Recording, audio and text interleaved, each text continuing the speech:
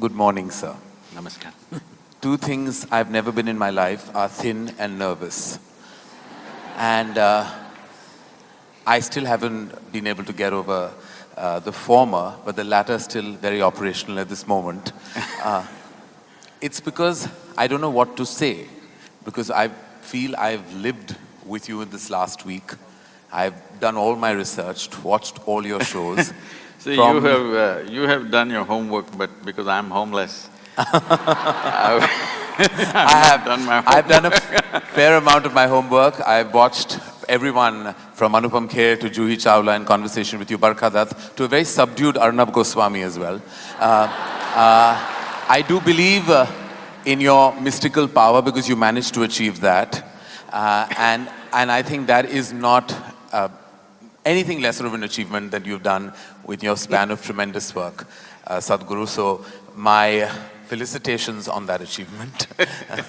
And more than anything else, when I just saw the AV that all of us saw, I've heard all these terminologies associated with you, which is from, the monk on a motorcycle, rock star spiritual energy. And I saw that happen. You're on a motorbike, you're flying a helicopter.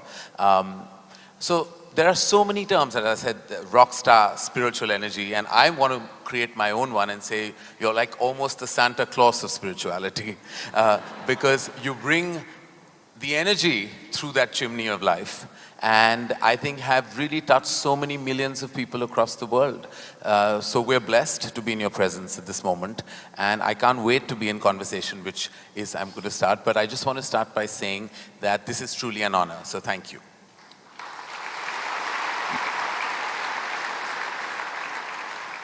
I mean, as a filmmaker, as a human being, as a member of a humanitarian community, my head is always buzzing with so many questions. And I think we bottle it down to some spiritual inquiries, some religious ones. There's always been a debate about these two terms, religion and then spirituality. There are people who feel like, I'm not religious, I'm spiritual, and I'm not quite sure they know the meaning of that. But they use it because sometimes terms are just thrown around. To those people who are at the crossroad between religion and spirituality, what is your answer to that dilemma?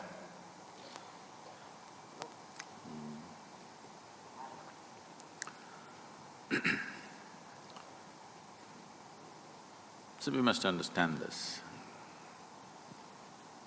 It is in the very nature of human intelligence that if you do not know something, if you realize you do not know something, because most people do not realize that they do not know. If you realize that you do not know, it's very natural for your intelligence to seek to know. It doesn't need a guru, it doesn't need a scripture, it doesn't need somebody to introduce that to you. It is in the nature of your intelligence that you wish to know. There are lots of experiments to show, even mice, if you leave them in a place, within 2 minutes, they will research everything in that space. For their own reasons, of course, for survival reasons, they, inquire into everything around them to find out how the place is. Human intelligence goes beyond survival. So naturally, human intelligence seeks to know many more things which does not concern our survival. Yes, we are concerned about survival till a point, but once that's taken care of, we cannot rest.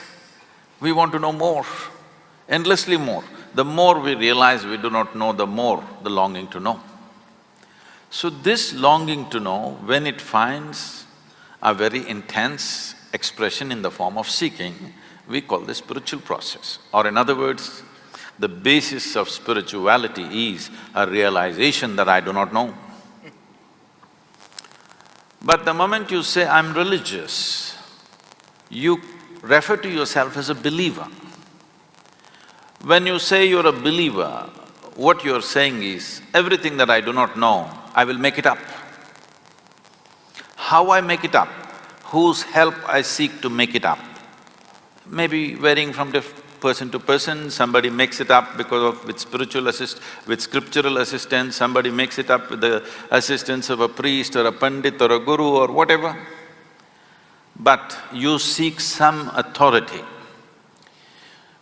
You kind of make a compromise in your life that instead of truth, you settle for an authority as the truth. Spiritual process means truth is the only authority for you. Authority is never the truth for you. So these are two different aspects, unfortunately spoken in the same breath most of the time. Right. So I would say spiritual process is far closer to scientific inquiry. So even the fly is trying to investigate me. Trust me, I'm not investigating, I'm just inquiring. No, and I wish I was the size of that fly. I did not anyway. Use the word investigation in a negative way, nothing wrong with investigation. Yes, totally. Investigation means you want to know the truth. Right. Maybe it's done little forcefully like a fly. Right. It's coming to you now. Yeah. That's all I get these days. No, if you get to fly, what more? Yeah, so well, you manage pretty well. I have a fear of turbulence, so flying is not really on my top three things to do in life. So, spiritual process does not demand belief, because belief and spiritual process cannot go together.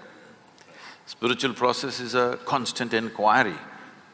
It is a way of sharpening your questions so that they dig deeper and deeper, not into something else but into yourself, the nature of your existence. Because the nature of human existence is such that in our experience, the only thing that you can experience is yourself. You actually believe you're experiencing many things, but you only know everything the way it happens within you. You do not know any other way. Even now if you see these people, it looks like they are there, but actually you know them or you see them only the way they projected in the firmament of our minds. There is no other way. There is no other way for you to experience this life except the way it happens within you. Now, spiritual process is a constant effort to see that the way that it happens within me is not a distorted vision, that my mirror is not a wonky mirror, it is a plain mirror, that it shows me things the way things are, it doesn't distort anything. Because of my thought, because of my emotion, because of my attachments, because of my identities, because of the philosophies and ideologies that I identify with, I can distort my mirror.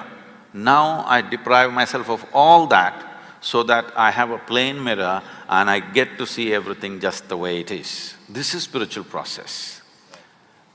No, well, thank you, because that's always been a continued dilemma, and I believe that the word spirituality is sometimes misused, where there's not a grave understanding of what it really is. And as you said, that the I don't know has immense power, and I think acknowledging the I don't knows of your life really means everything, and I wish people would start doing that, because according to me, sometimes delusion is the biggest disease that plagues humanity, when you're not aware of your own self.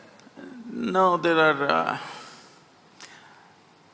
all kinds of idiots on the planet. Yeah, we work with many of them.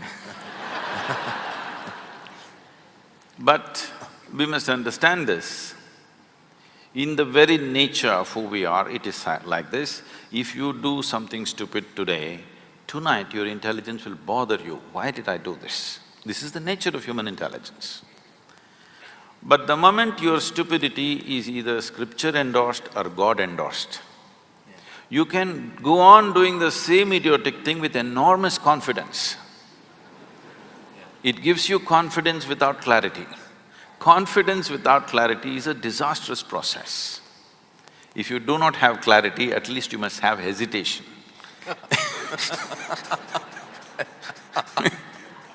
Yes, that's true. Well, I have to say that, I want to personalize this a little bit. I was at a crossroad about 13 years ago, and my father was very critically ill. And at that juncture of my life, and before that, religion was organized in my life. It was what was taught to me. It was what I thought the right thing to do was.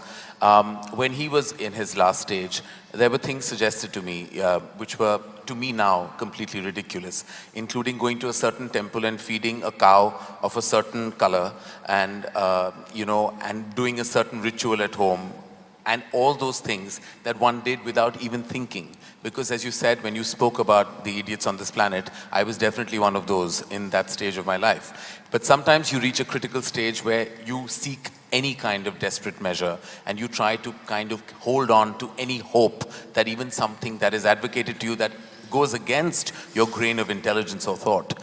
To those people, what is your advice? Who have reached the end of their rope and are hanging on and holding on to anything, be it religious, be it spiritual, or be it an unfounded piece of advice? See, for all this, the fundamental basis of these kind of aspirations or actions is because people are just shit scared of life. Why is it so? It's like this. Suppose you sat on a bicycle on stand, and started simply pedaling for fun. But it came off the stand and started rolling. Anxiety, faster, fear, very fast, terror. The fundamental reason is, but someone who knows how to ride a bicycle, the faster it goes, the better it is. Right. But for someone who does not know how to ride a bicycle, the moment it moves, terror will happen. So the fundamental thing is just this, you have been given a very complex and sophisticated vehicle to pass through the process of this life, which is human mechanism. There is body, mind, emotion, energy, many dimensions to it. Essentially, this human mechanism is a very complex phenomenon. Now, you are going at it, you are trying to walk through life without understanding a thing about the vehicle that you're using. Every time it moves, there is terror. If it doesn't move, you want to die of boredom. If it moves, you're terrorized. There is no way out of it. Tell me one thing that human beings are not suffering. If they're poor, they suffer poverty. If they become rich, they suffer taxes. If they're not educated, they suffer that. You send them to school, endless suffering. They're not married, they suffer that. You get them married. Yeah, I was heading to that next. I didn't say a thing, they're the ones. Well, that's an extreme validation of the institution. So, tell me one thing that they're not suffering. So now somebody develops a philosophy, life is suffering. There are philosophies like this. Now it's not about life because you've not even touched life yet. All that you're dabbling with is right now your own thought and emotion, and it's going crazy. So you are on a bicycle that you don't know how to ride. But this is not just a simple two-wheeled bicycle, it's a complex machine. You don't know how to ride, you don't know how to manage your thought, you don't know how to manage your emotion. All these things, human experience is essentially happening from within you. Whether it's misery or joy, agony or ecstasy is happening from within you. At least what happens from within you must happen your way, isn't it? The world will not happen your way. But the problem now is, what happens within you is not happening your way. What's happening in your mind is a dream. Even your dream is not happening your way, that's the problem. The problem is not that your life is not happening your way, even your dream is not happening your way. And this is the source of their misery, but they think it's marriage, they think it's children, they think it's poverty. No. Fundamentally, it is just that you are not happening the way you want yourself to be. That's all your misery is. So, even if you want to learn to ride a bicycle, it's just a simple basic machine. It needs a certain level of attention and involvement, otherwise you can't ride a bicycle. It takes an enormous amount of intent to want to ride it, otherwise it's quite impossible to ride a bicycle. After you know how to ride it, you can let your hands off, you can close your eyes, all these things. Pretty much like marriage. Because like wheels are turning but going nowhere at times. No, no, I wouldn't like to make that statement because for many people they've gotten somewhere with marriage. Yes, we'd like to find out where, but but on another forum. When you speak about suffering, Sadhguru, it is definitely something that I believe that self-pity sometimes is like a luxury spa.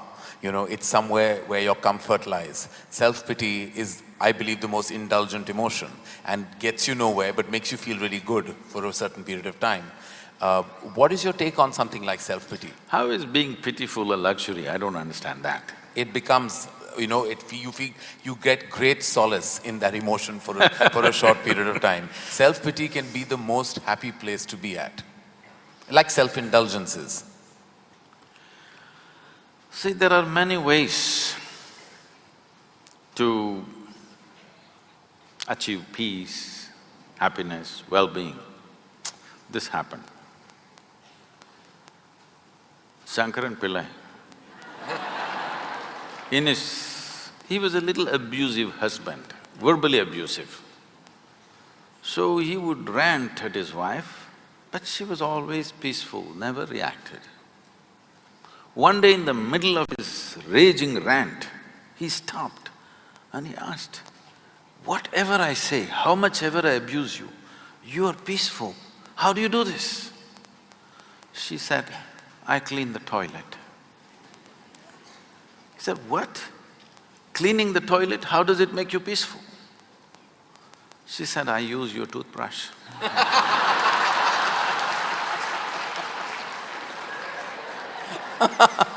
So, don't fall onto that. You're giving lots of people ideas. So that's not a relationship, it's a revenge story. No, you can achieve peace and solace in so many different ways, I'm saying. Which is what you said, to draw from within, to find your solutions. Because the most exciting line that I read was that you know, life can't touch you, can't scratch you. It can't harm you, you know, you create your own energy in your own life. You know, life, you're in this universe, you've been brought into this world, and it's in your control what you do with it. You know, life has nothing against you. What you achieve and what you do is a result of your own actions, your feelings, the pleasantness that you create within yourself. Which to me was a very moving line because it simplified a very extensive and expansive feeling of anxiety, fear, and all the turbulence that humanity goes through on a daily basis. To me, three pillars of our existence are pretty much, you know, family, fortune, and farishta, which is what I believe, a result of God, religion, everything else. When we talk about family, Sadhguru, there are few things that have always intrigued me, and I seek answers, or rather validation from a higher energy such as yourself. It's like I've always questioned why there's an organic distance between a father and son, why there is always that angst in that relationship. And I'm sure there are many in this house that have experienced that emotion in their own homes and their own environment. Where do you think the origin of that distance came? Because every generation makes the same mistake, which means they're not learning at all. Yeah.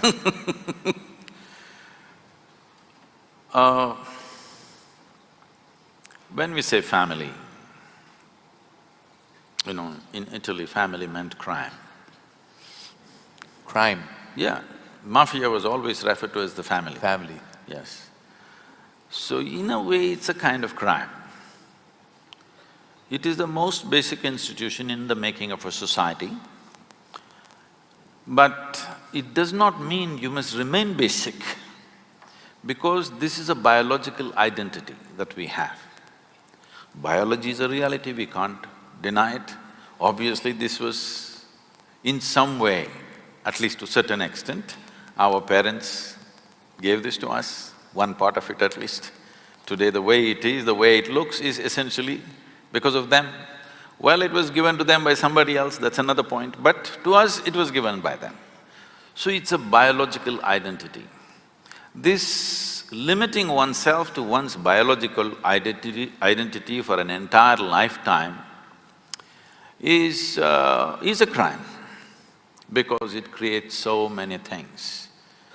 In this country has suffered a lot from a long time. Just now you released the Mahabharata video. Entire Mahabharata is family problem. It is Dhritarashtra syndrome. We are still suffering. My son is best, no matter what. Even today we are suffering the same thing. My son is best and he should become the king no matter what. It's not Some just… sons haven't managed very well, some have. So, family is a basic identity that we are born with. It's a wonderful thing when you're a child, because without that family support, you wouldn't be who you are today in many ways, okay? With all due respect and regard and great respect for the family, because human creature is born in such a way that as soon as you fall out of your mother's womb, you're not ready to get up on your feet and do things like other creatures. It needs a long gestation period before a man becomes a man or a woman becomes a woman. There is a long period where the incubation of family is most important and vital, there's no question about that. But you're supposed to grow beyond that identity. But a whole lot of people just never grow beyond that identity, for which they suffer, and sometimes if they're born in certain places, they make the entire nation suffer.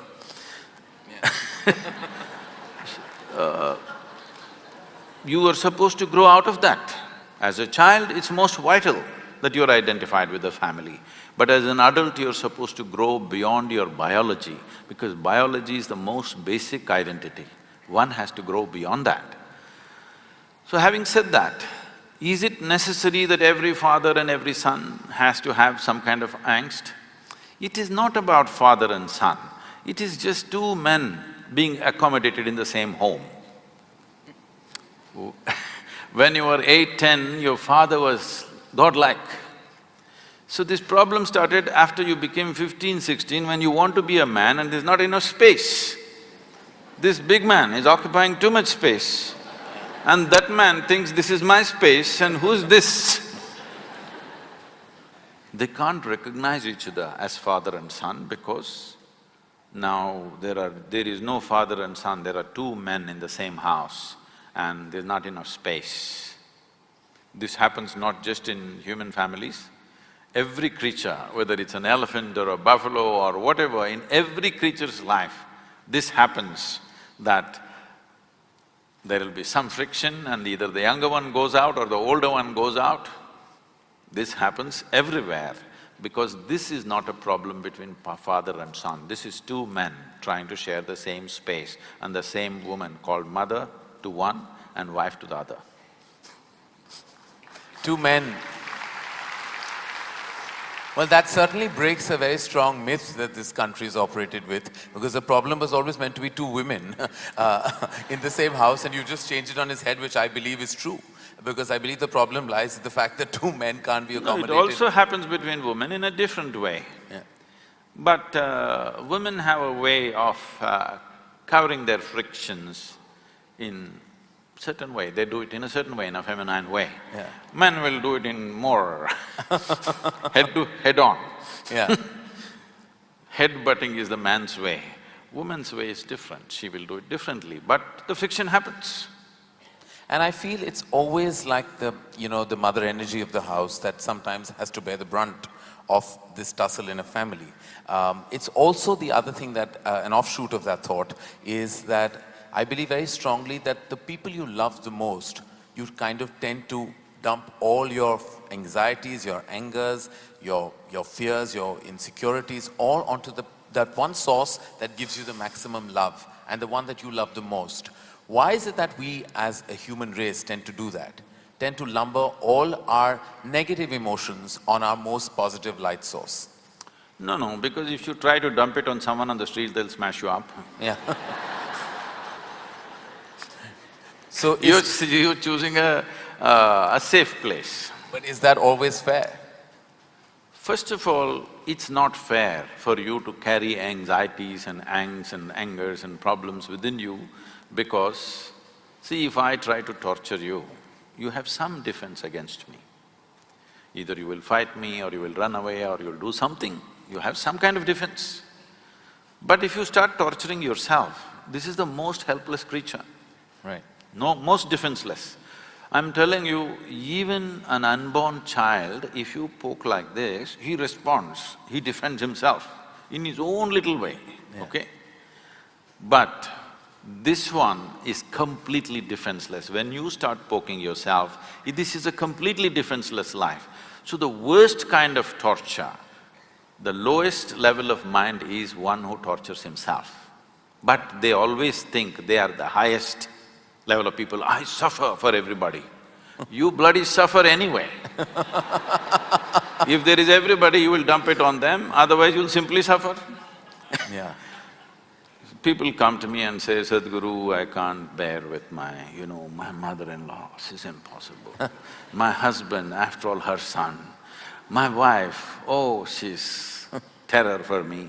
My boss is not even human. Like this, it goes on. I tell them, you come, don't worry. I'll give you a nice place to stay, I'll give you good food. Nothing to do. For your life, I'll take care of you. Only thing is, I will make some random checks on you. When I check, you must be joyful. If you're miserable, I don't believe in feeding misery. Right. So, you leave them in one place for 24 hours, you will see how they will mess themselves up. So when you're alone, if you're miserable, you're obviously in bad company. Now you're thinking, because of this person I'm suffering, because of that person I'm suffering, just stay alone by yourself, without any entertainment, without texting, without television, without reading, simply sit in one place. Joyfully, let me see. Most people can't stay there for 5 minutes, believe me. They are not on Facebook, they are not on Twitter, they're not this thing because they have something to say or because they have fallen in love with the world, no. If they stay alone, they'll go crazy.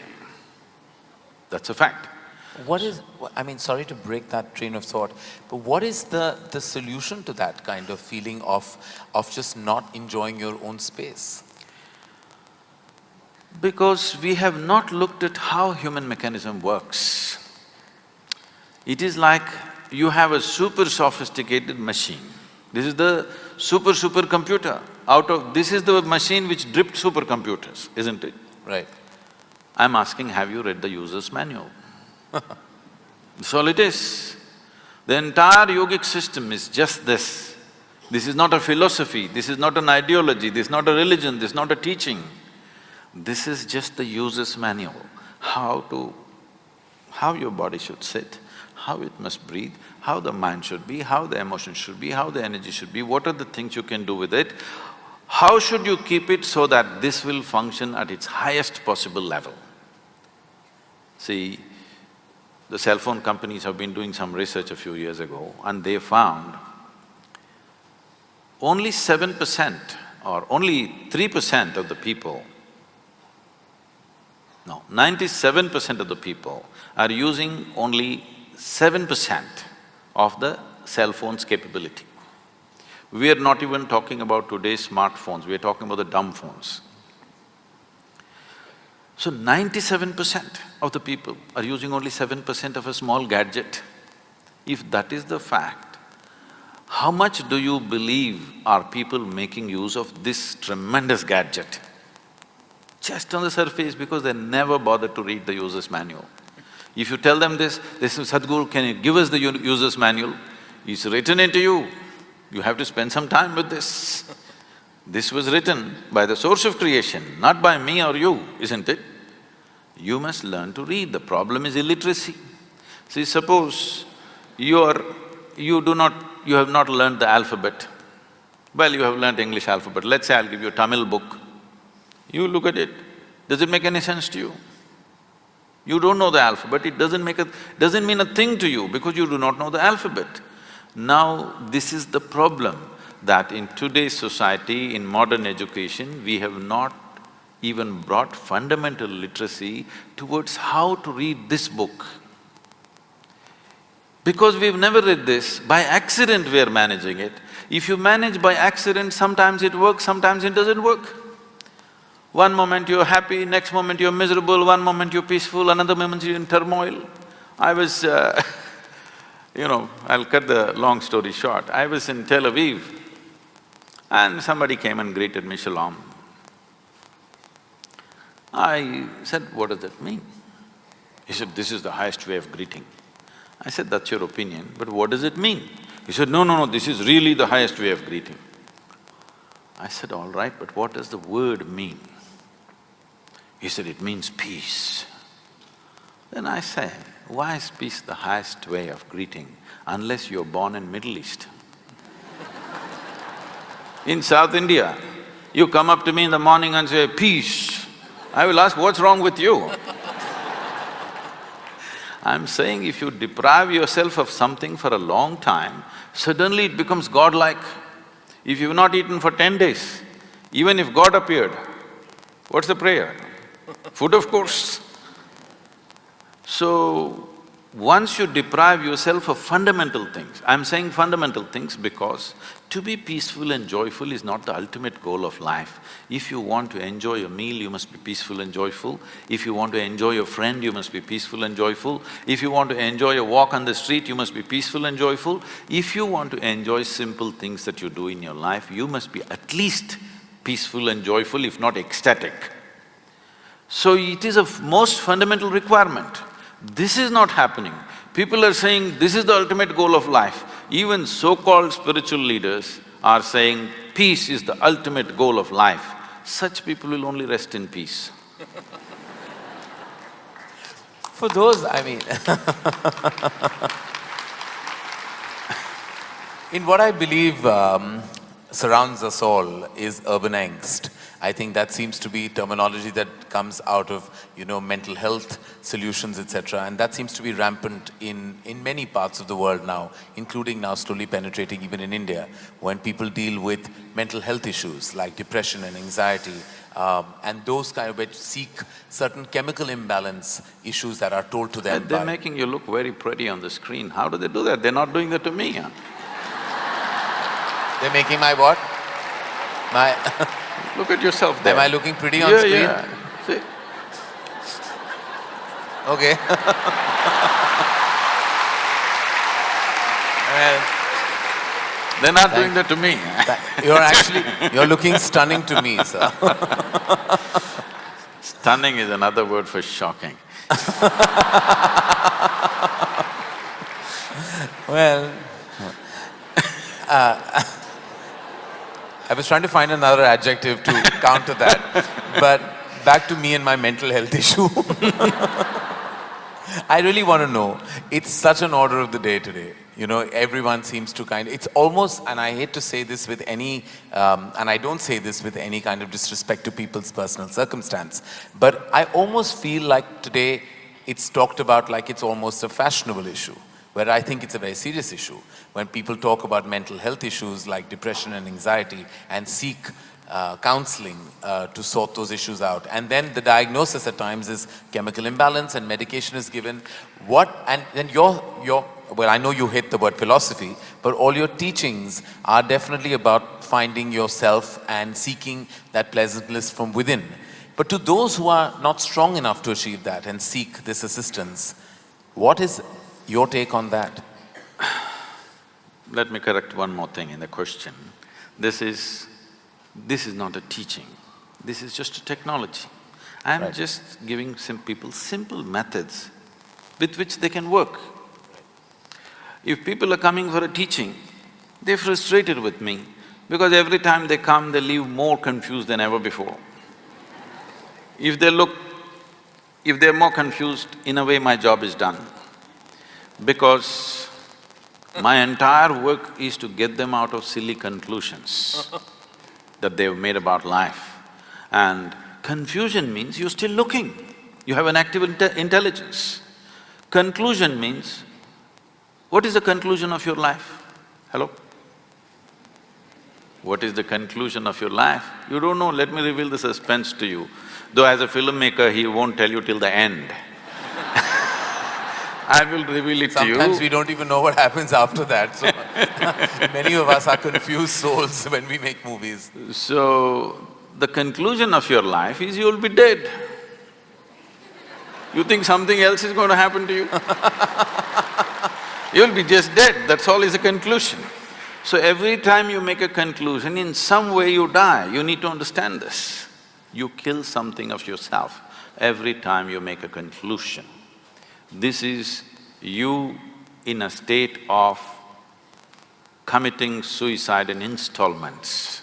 You may call this religion, you may call this philosophy, you may call this being socially whatever, but fundamentally you're committing suicide in installments. This is why when you look at a child and yourself, you're less alive than a child.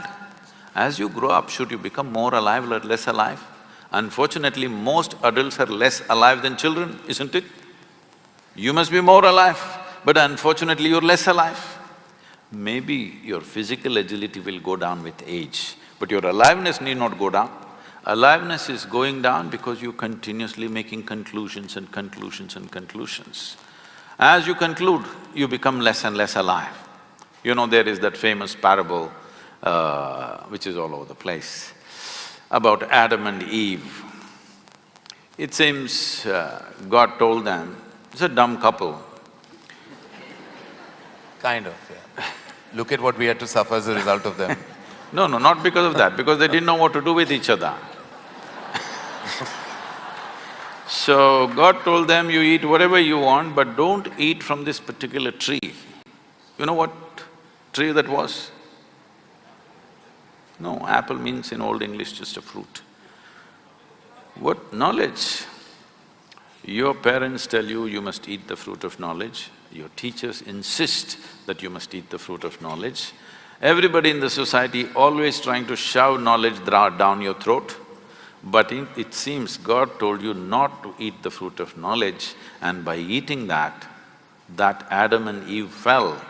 It is not about that Adam and that Eve, it's about every Adam and every Eve. The moment you eat the fruit of knowledge, you fall, because your idea of a knowledge is the conclusions that you make about everything in the universe.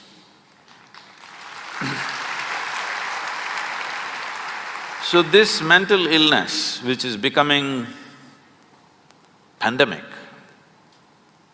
they're telling me, I don't know how far the statistics are right, they're telling me over 40 people, particularly women in America, over 40 years of age, nearly 52% of them are on some kind of antidepressants.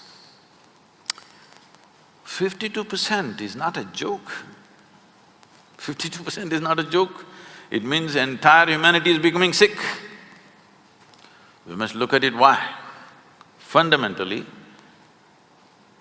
because you are banking on a few things for a long time for your mental stability and emotional stability, all these things are taken away. One thing is, as you mentioned, the crime that we call as family. It gave us the support. No matter what happened, there was somebody always for you. Others are with you when you do the right things. If you do the wrong thing, they'll distance themselves. There was one bunch of people who was like for the circus that you do, they were the net. Whichever way you fall, there's somebody to hold you for some moments.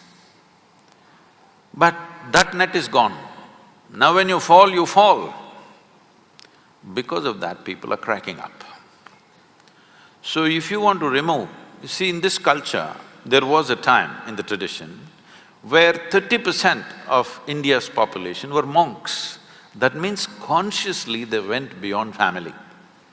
Consciously they chose to live without family, to live without support, to live without a home.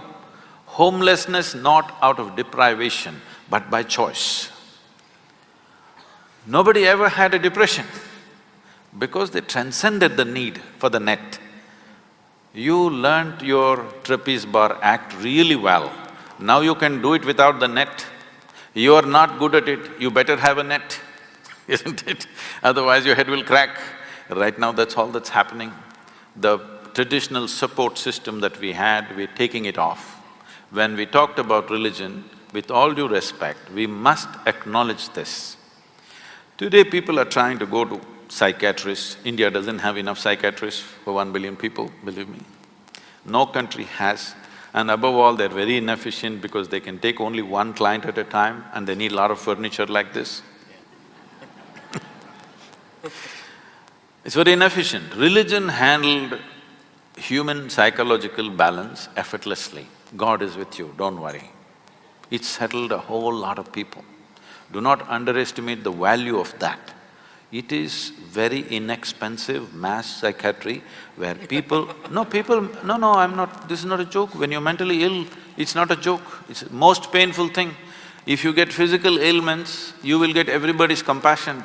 When you get mental ailment, you'll get laughter, unfortunately, because you don't know when somebody is sick and when somebody is being stupid. You can't make out. This is the biggest problem for those families who have somebody in the family who's mentally disturbed. You don't know when they're making it up, when they're really suffering, you can't make out. There is no perfect way.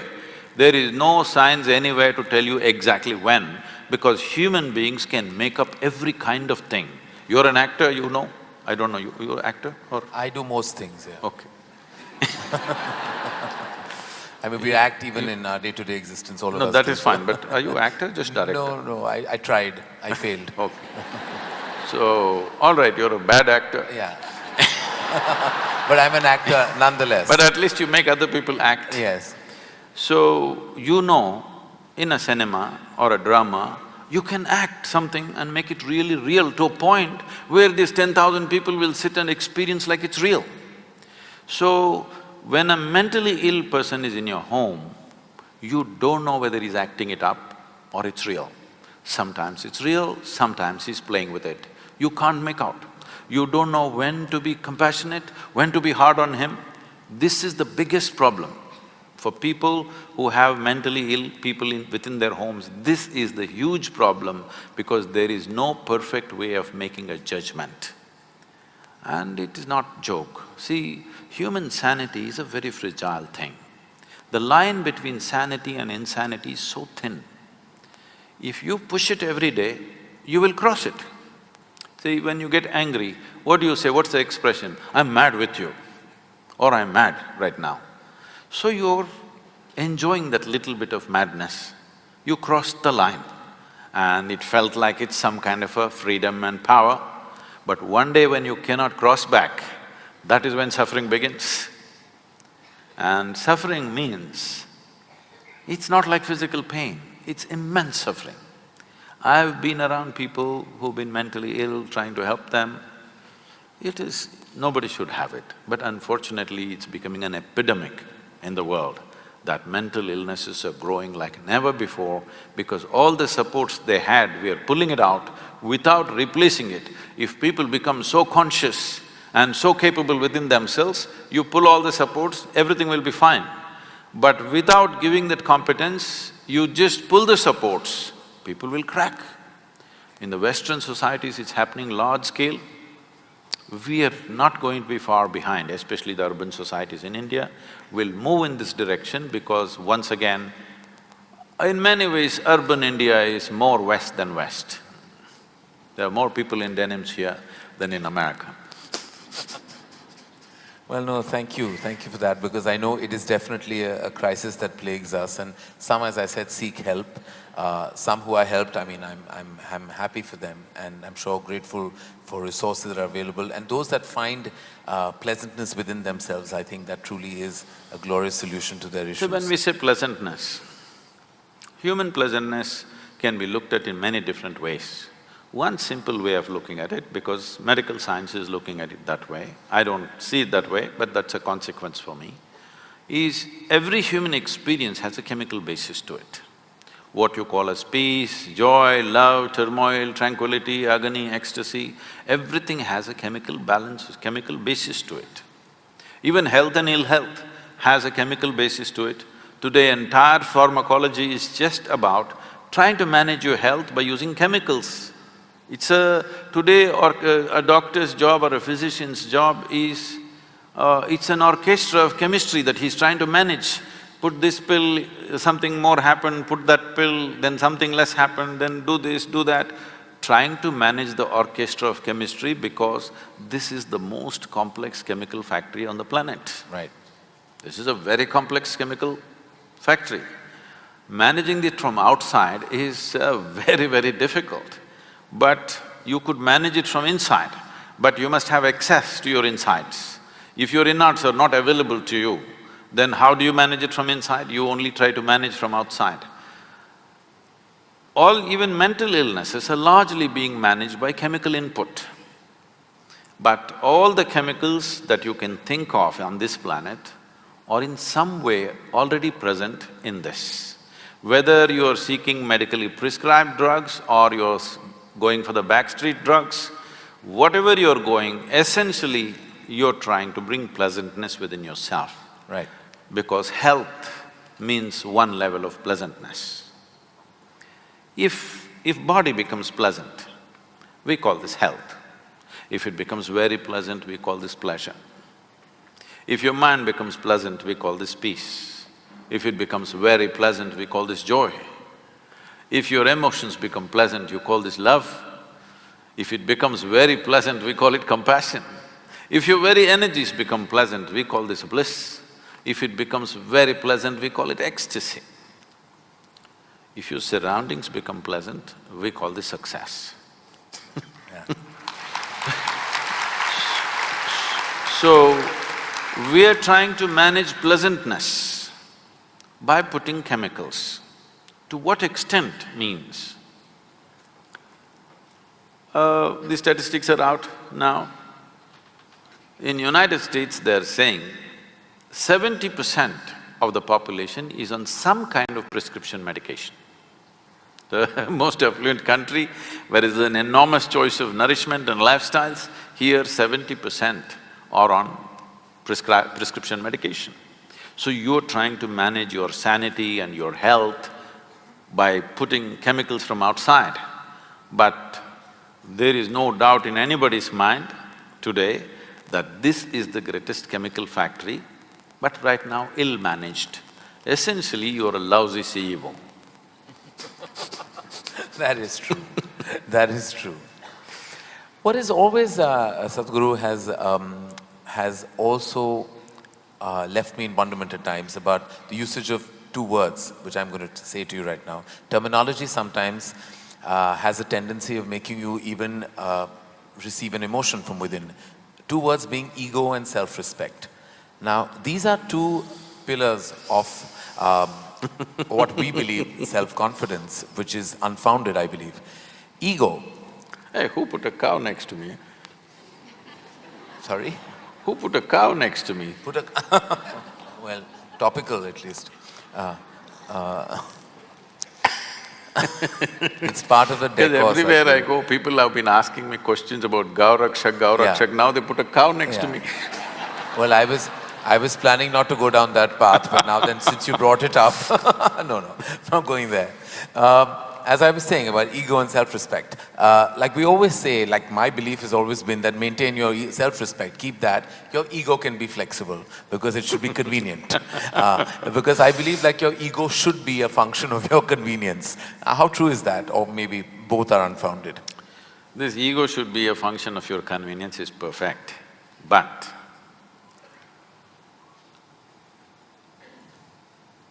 nobody knows where ego is within themselves. Do you know? No. Nobody knows. It arises at will, I think. No. Ego is a fall guy. When you do the good things, of course it's you who did it. Yeah. When you do these nasty things, it was my ego. He's a fall guy. Yeah. He comes up whenever something goes wrong. Yeah. Whenever you're seen in a bad light, it was my ego, it's not me. Yeah. So, people have created a whole lot of jargon like this, my ego, myself, my consciousness, my super-consciousness, many things. First, everybody must decide, within this body of yours, how many people are residing, you must tell me. If there is anything more than one, it means either you are schizophrenic or you're possessed. You need either a psychiatrist or an exorcist. So, you are an individual. An individual means not further indivisible. This is why you're an individual. That means there is only one. This is the healthiest state to be, that you understand there's only you here, nobody else but you. If you realize this, then you will function completely differently.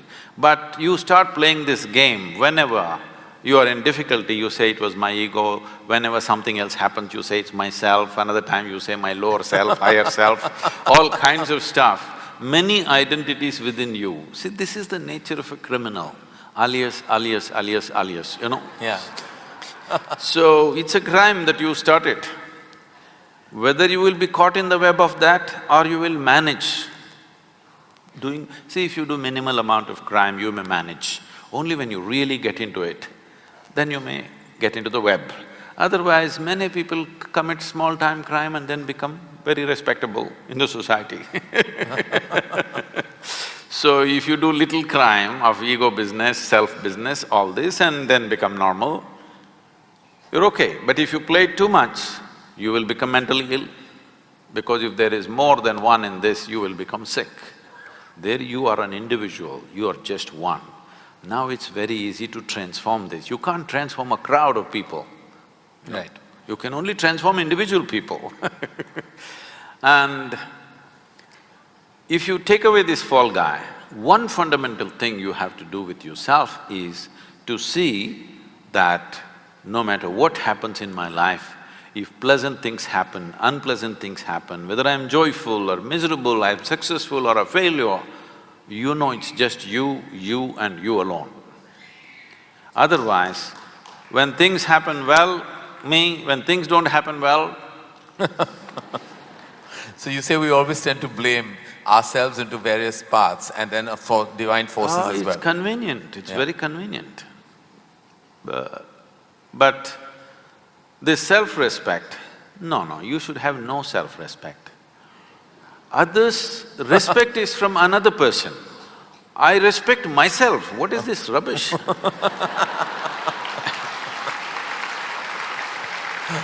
Somebody else respects you because they see some value to you, it's nice. Yeah. But I respect myself, what is this? It's gone further in the West and people say, I love myself. See, to respect, to love, the very word they're using is, there must be two. You can love somebody, somebody can love you, you can respect somebody, somebody can respect you. But I love myself, I respect myself, this terminology is this terminology of the insane. But it's becoming popular because the numbers are growing. By the hour. Don't say by the hour, then we will be blamed. By the day. By the day, okay. We get that, we sign, seal and deliver that. Is there a ceiling to extremity, to extreme emotion, like love? When you love something, is there a time that you have to stop? Is there any such thing as stopping the extent of your extreme emotion? And I feel that about even the negative emotions. When you love someone, how do you really stop the extent of it? I would say, please, I want you to listen to this carefully because you will immediately tweet, Sadhguru said this. This is a dangerous world today. If you love, love strong. If you hate, hate strong. Whatever the hell you do, live strong. It's very important. Yeah. Otherwise, you live an insipid life, not knowing a thing about anything. When Adi Yogi gave the yogic principles, he said, anything in your life, it doesn't matter what. I've been telling people, they're not grasping it, they think, because too much this, what to say, flowery teachings have gone into people, they're not looking at what works and what doesn't work, they want something pretty. I'm not interested in what's pretty and not pretty. Whether it works or not is the only thing. Ultimately, what works is very fantastic. Right. So, even if it's anger, not necessarily love or compassion, even if it is anger, just stay on it for 24 hours. Anybody, I'm saying, just try this by yourself. 24 hours, stay intensely angry, let me see. Believe me, at the end of 24 hours or well before that, you will be enlightened.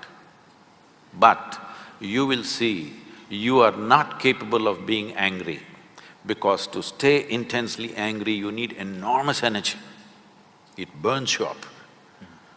Try one day, 24 hours, stay angry, you are irritated, that you can manage for the rest of your life. Stay angry, really super angry for 24 hours, let me see. You can't manage more than 3 minutes, believe me. You will feel drained out, because it takes enormous energy. There are yogis who live like this, they are simply angry all the time. All the time, not about anybody or anything, simply angry, just like that. It works wonderfully, it works much better and quicker than love. Only thing is, with that kind of practice within you, with that kind of emotion within you, you can't live in social atmospheres. You will have to withdraw to a mountain cave and simply be angry about nothing, just like that. If you want to live in social atmospheres, you need to be in a pleasant state of emotion, otherwise you will get into constant mess. So should I stop myself somewhere? What you're asking is, should I be constipated about my love? At least in love, know some sense of abandon, that there is no brakes on it. I would say on everything in your life, in your car you must pull out all the pedals, only throttle should be there.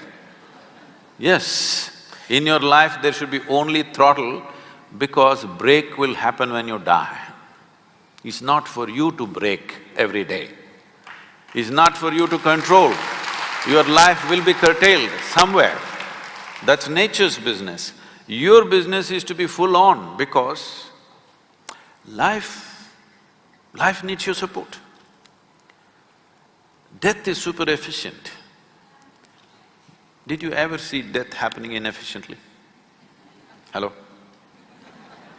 Wherever it happened, it was a perfect death, isn't it? Never happened inefficiently, but life happens inefficiently. Life needs constant support. Death does not need your support. Stopping something is death, in a way. So to love you're afraid, to laugh you're afraid, to cry you're afraid, to everything. Nothing is done with abandon, everything with constipation. Learn to do something with abandon, because if you do not know at least how to scream in abandon, there is no way you will ever know how to meditate or to be spiritual, because spirituality is a state of total abandon, complete state of abandon. I endorse that and will try and live by that. But what happens when a positive emotion reaches its extreme stage and ventures into a dark area? Like love can also transfer itself into obsession. See, you are referring to… See, it's like this. Suppose you don't have legs, and if I say, come, dance, you say, no, I cannot even walk without my crutch.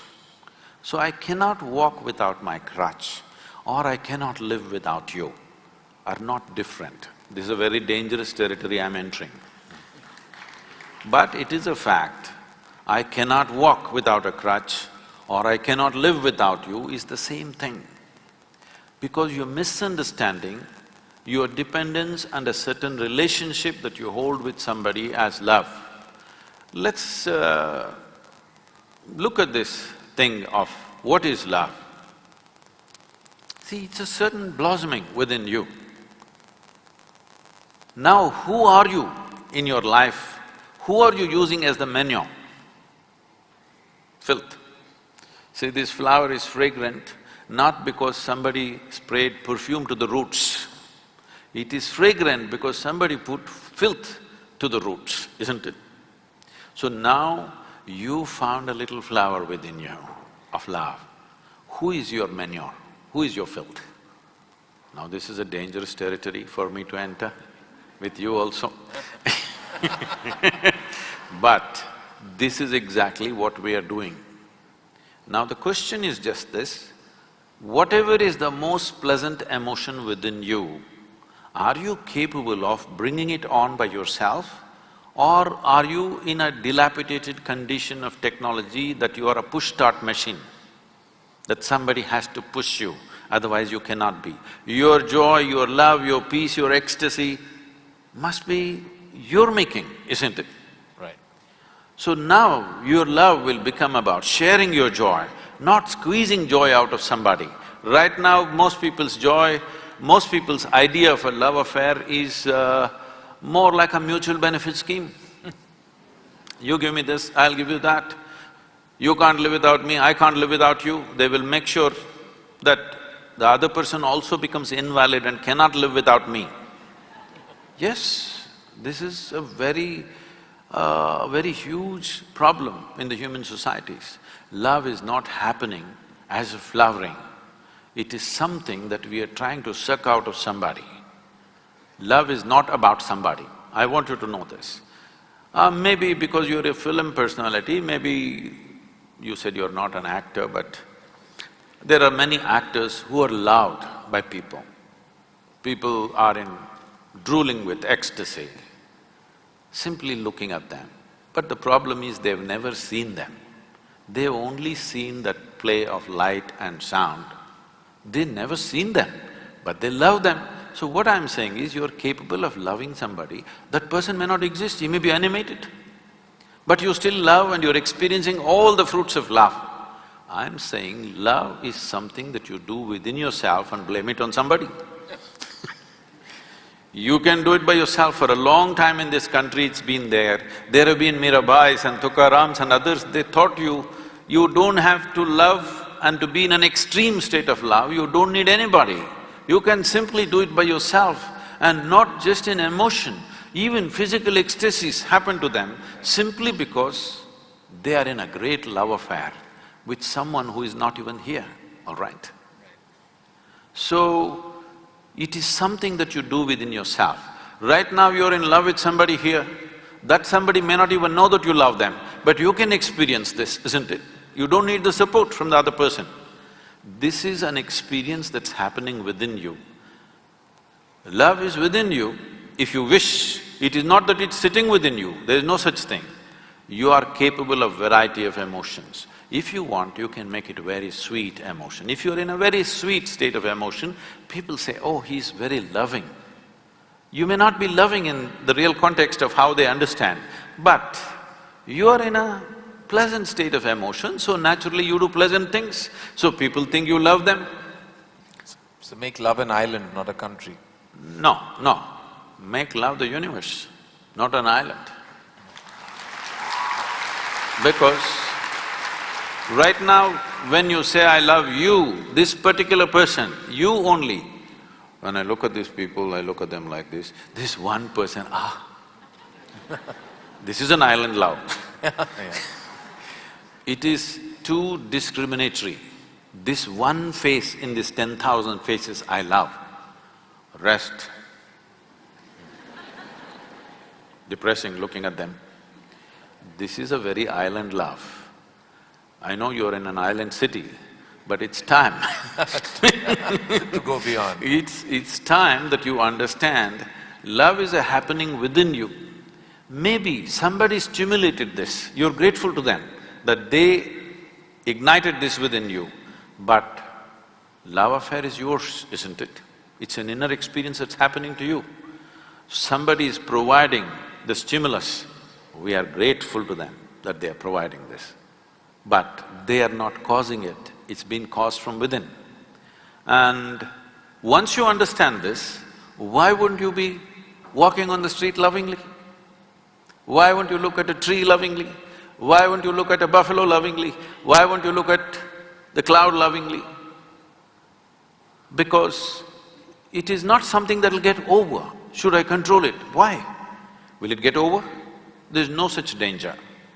It doesn't get over. In fact, almost everything that you experience, the more you exercise it, the more it's available to you. Whether it's your love or joy or hate or anger, the more you exercise it, the more it's available to you. Because it's after all your making. Right. It's entirely your making. So when it's your making, why don't you enjoy it every moment of your life? Somebody is there, nobody is there, what is the problem?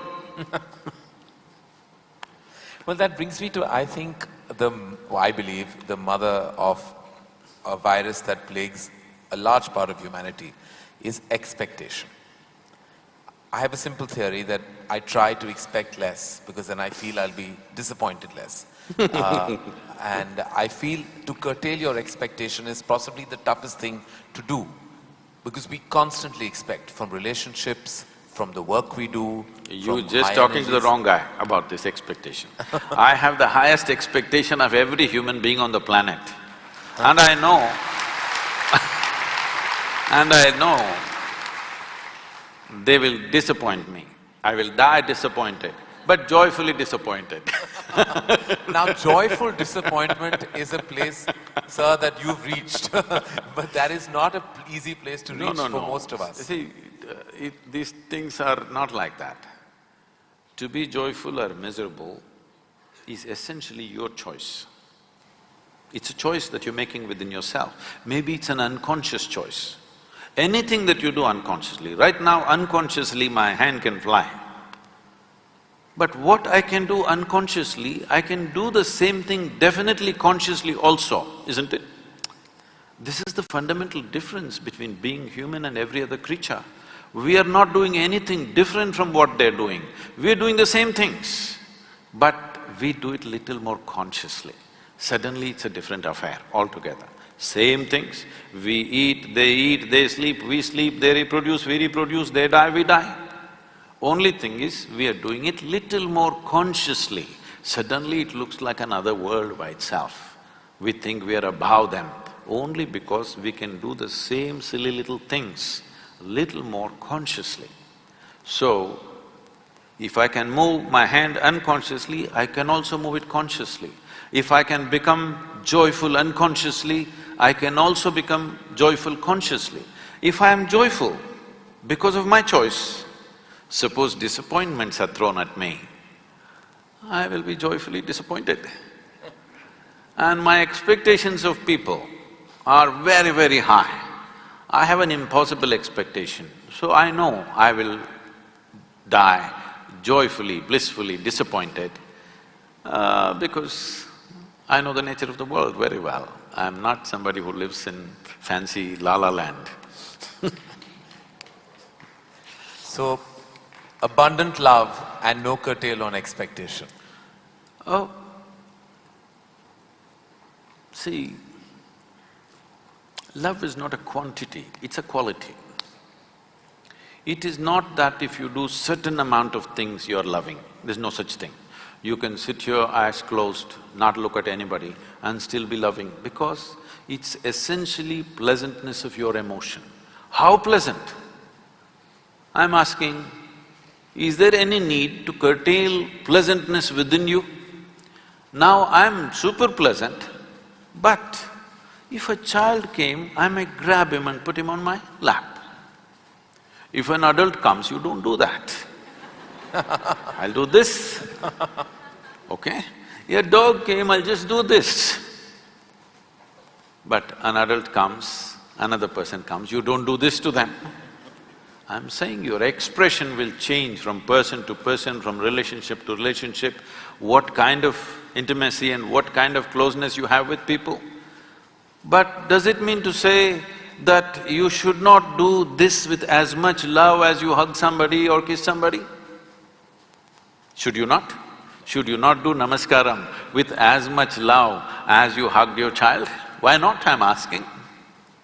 Because there is no… see this… I'm trying to demolish the word abundance because when you say abundance, there is also scarcity. There is no such thing. It is neither abundant nor scarce. If you're willing, it's on, if you're not willing, it's off, that's all. As simple as that.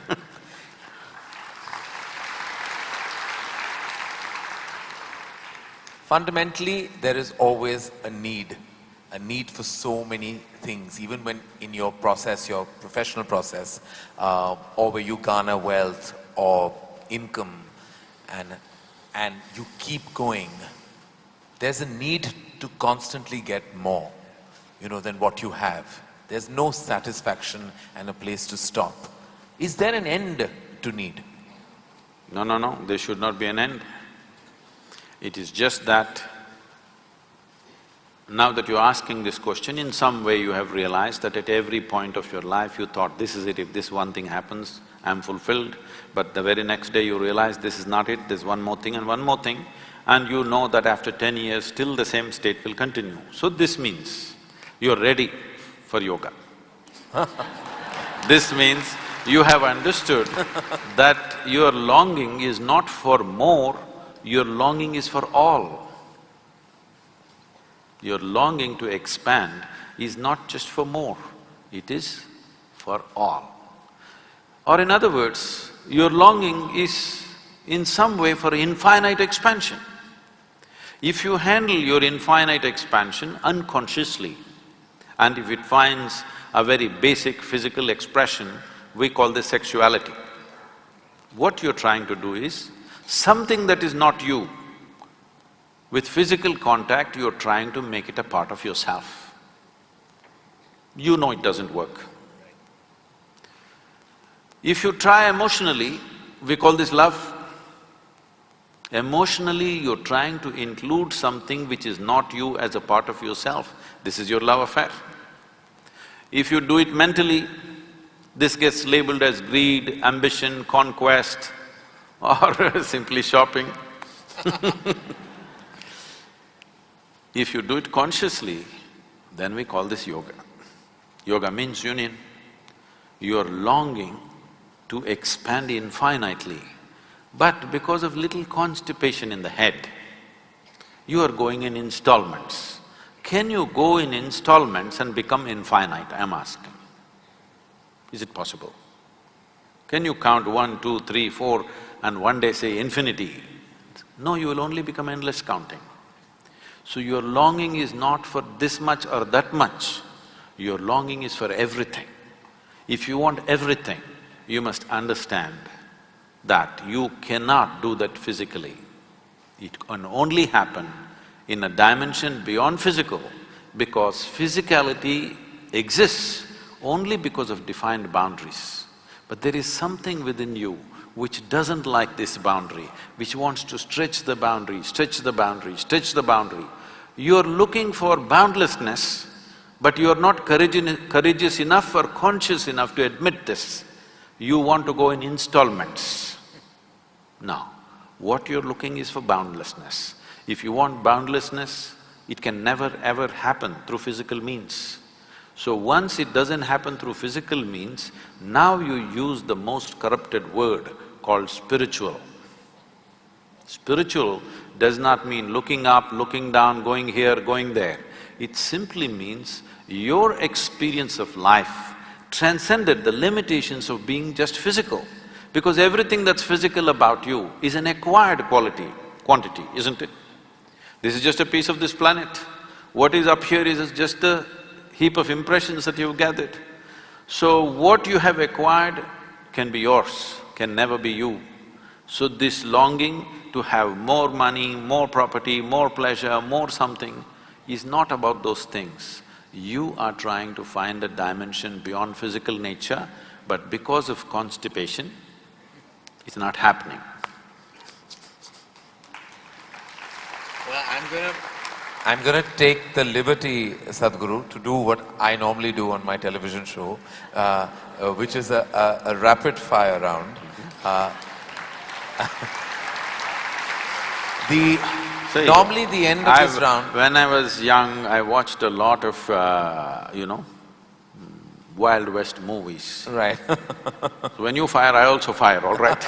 No, but no, I promise you, this is not that kind of… You're not in my line of fire at all. I will not take the liberty of being that person. These are just quick questions which when I ask for one word, you have to stick to that. Because sometimes you have a tendency of not exactly answering the question asked. But you give such a profound and prolific retort back that it makes you very satiated. But in this case, my only request is that if it's one word, then it's just one word. Okay. And the end of this, normally, you get a hamper, but in the absence of a hamper here, you already have A something, cow. right? Yes. So, and or this beautiful bouquet that is right next to you. But so there's no hamper, but you will get my utmost gratitude. Thank you. All right, very simply, what is the one thing that is essential to living a balanced life? Sense.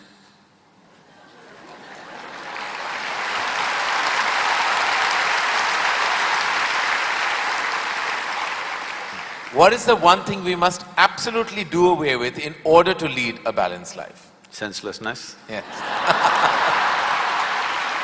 All right. I thought that was coming. First thing that comes to your mind when I say the following. The first thing, organized religion. Madness. Marriage. Cohabitation. Competition. Stupid. Money. Useful. Love.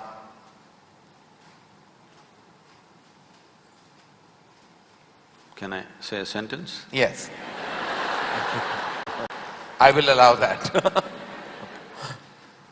Most beautiful, but unfortunately crippling for most people.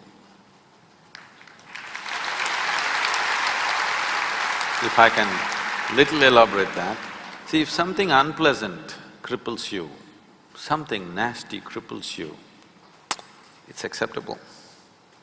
When something beautiful cripples you, it's a true disaster.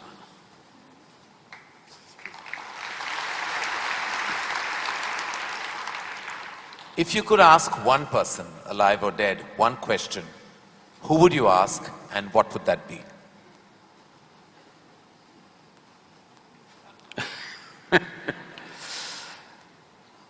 I really sorted out all my questions because I did not spend time educating myself or doing anything. I spent my entire life sorting out every damn question I had. I've kind of run out of questions. And you certainly have not run out of any answers, and you never will.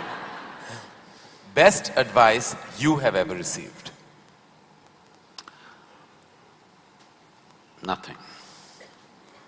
Never. No. I never sought, nor did I receive. I made myself in such a way I'm incapable either of seeking advice or giving advice.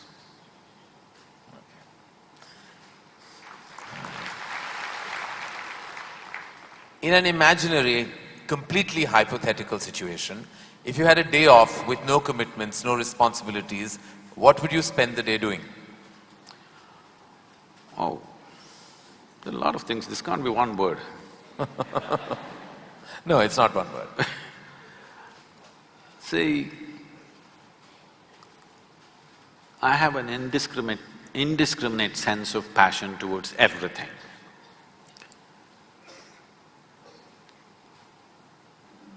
There were lots and lots of things I did at one time, but these days, time is not allowing me to do that, so generally if I have little time, all I do is play golf.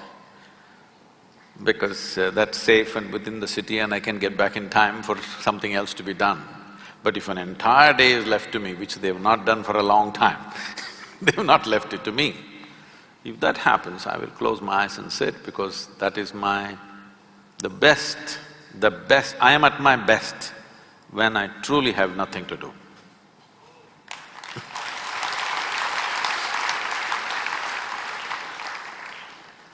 What is one thing you'd like people to remember about you at the end of your life? They must live so wonderfully that they don't even remember me.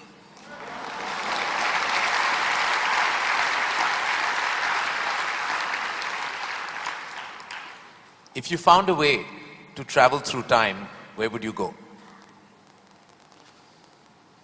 I'm kind of done with all those things. Your universe visited already, you have visas for every part of this ecosystem.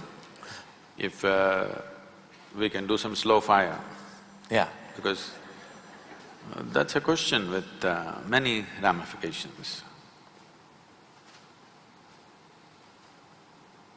This, for example, traveling in the world, jetted around and now we want to travel to the Mars, we want to travel to another place. And now that's not enough, we want to travel into the past and future. All this longing is again exploratory in nature. Whether you go on vacation to Maldives or you want to go to Mars, it is fundamentally exploratory. Maybe you're also thinking of relaxation and pleasure and whatever, but essentially it's exploratory, otherwise why can't you do it here? It's something that you want to do, you want to touch another place. This longing is there in the human being only as long as the life that you are remains in a seed form. That is, it did not sprout and blossom. This happened when Adi Yogi was expounding the science of yoga and talking about the nature of the cosmos, how it's related to your individual self and what you can do with it. Then the seven sages who were with him, they asked, what is the nature of this cosmos? How big is it? Where does it begin? Where does it end? So he laughed and said, your entire cosmos, I can pack it into a mustard seed. Because your ideas of time and space are essentially because you're living within the framework of your intellect.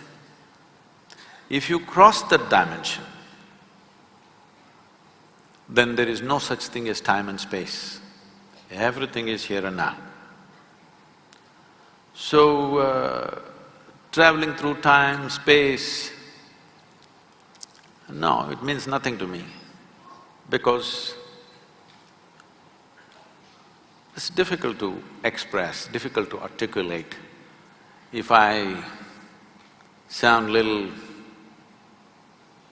I have a reputation of being very logical, but if I sound illogical or silly to you, you can blame it on my jet lag. I just come from United States after 6 weeks, so you can say, maybe he was jet lagged, that's why Sadhguru is saying something silly. But I'm fine. I'm saying this because you can't fit the universe into your silly little logic. Today's human being is too overly enamored with their own logic that they're missing the entire life. The gamut of phenomena that's happening in the existence is missed because the only way you can accept anything is it has to fit in to the square hole of your logic.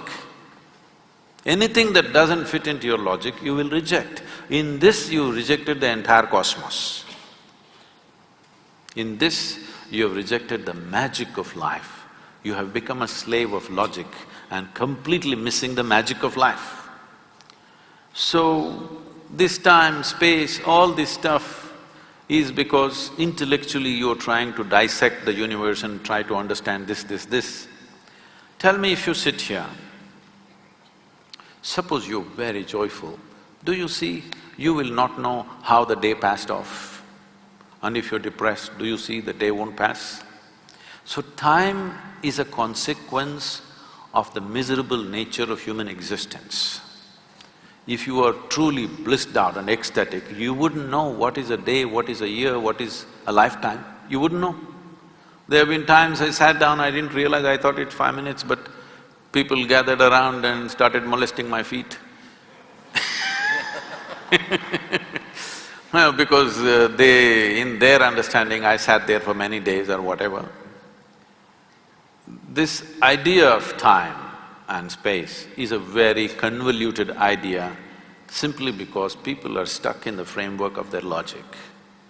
My work, my fundamental work is to take people beyond the framework of logic into the true magic of existence, our own existence. But it takes a lot of time. Still, my reputation is of being very logically correct because I'm still trying to woo them still wooing them, you know. For the real thing to happen, they will take a long time, unfortunately, because they have become such slaves of their logic. What is the first thing you notice when you meet a person? Just everything. Everything. Everything. Past, present and future.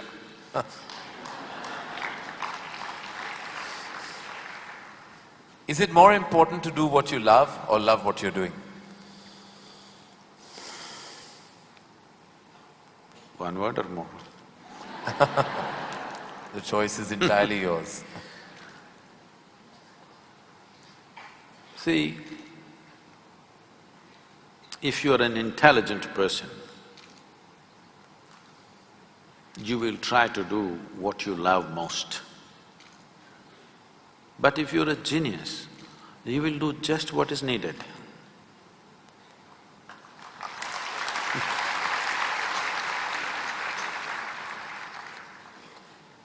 If you could be invisible for a day, what would you do?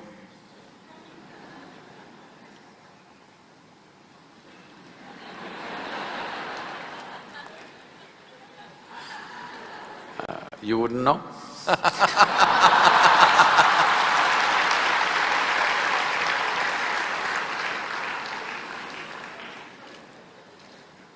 With due respect, what is your biggest weakness? Biggest? What is your biggest weakness? See, what normally people treat as weakness in their lives. Okay, let me give a normal answer. Why am I going into all this? Already you said I'm what? What is the word? Sashayed.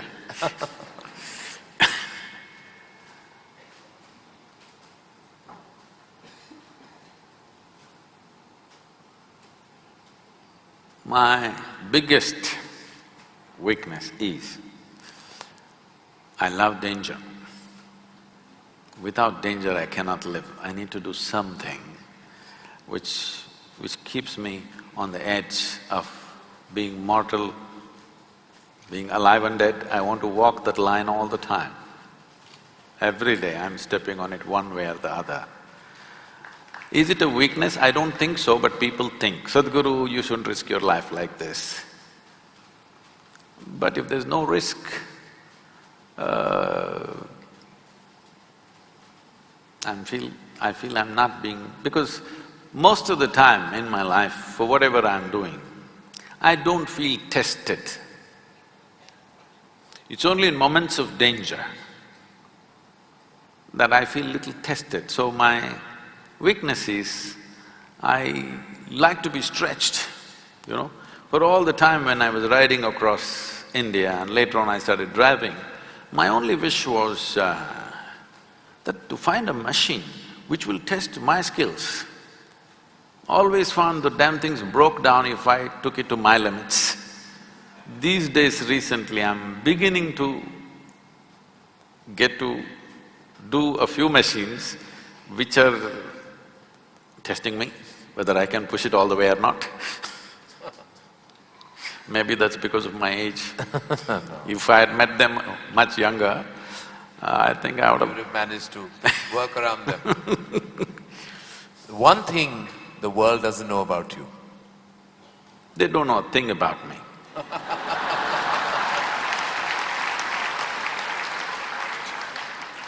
That's a fact. And the one thing you wish you could change about yourself? Oh, I never looked at that. I could speak Hindi. No, I'm sorry, Marathi.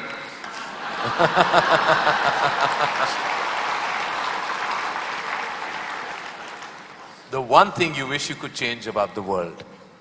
Oh, a lot of things. One.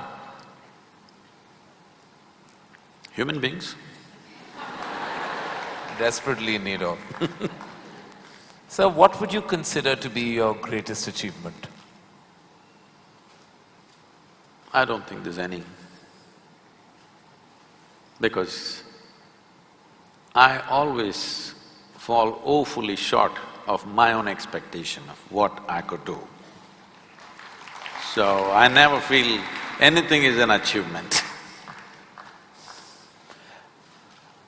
Is there a song you love and can listen to all the time? Oh. I somehow…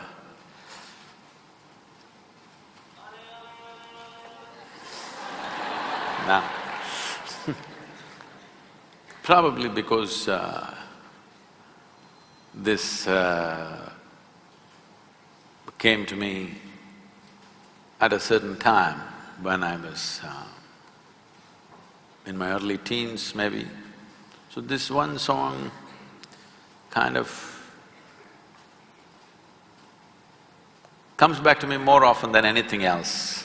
It's not that I even seek it, but somehow one way or the other this song keeps coming back to me. Is how many times… Okay. I know you haven't seen any of my films, but do you have a favorite film? Oh,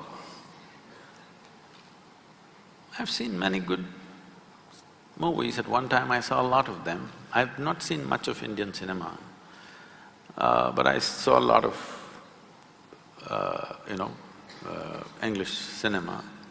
But one movie that I thoroughly enjoyed at that time, because on that day the way things happened, many life situations fell together and everything, was Roman Holiday. Oh, well, I have to say that that's the first film I've ever seen in my life. My mother took me to the cinema. Here we are. It is true. Roman Holiday is the first film I ever saw. It was my introduction to the big screen. I'm glad I have something in common with you. That image of Audrey and Gregory Peck is somehow just stayed with me. Wonderful. It was probably my age. Yeah. Oh, it must have been. Something you enjoy doing and wish you had more time for? I wish I had more time, because I made myself like this, that there is nothing that I enjoy or do not enjoy. I make sure I enjoy everything that I do, including simply sitting quietly or talking to somebody or doing whatever, because my activity is not limited to one area, so many things. If you did not enjoy everything that you do and do not do, you will go insane trying to manage so many things. But I will not go insane, because I enjoy being alive. Activities, anything is okay. Everything I do, I enjoy. Small things, big things, every kind of thing. Most profound things and silly things, I enjoy thoroughly. Should us all. Lastly, in a biopic made on you, who would play you? But who would make a biopic first of all? No, there would be lots of interested people. Maybe you should animate. I don't think you would want that. Well, that is the end of the rapid fire, and you totally deserve the hamper that doesn't exist on this platform. But it's a virtual hamper that I've given to you with my love, gratitude, and deepest amount of respect. Thank you.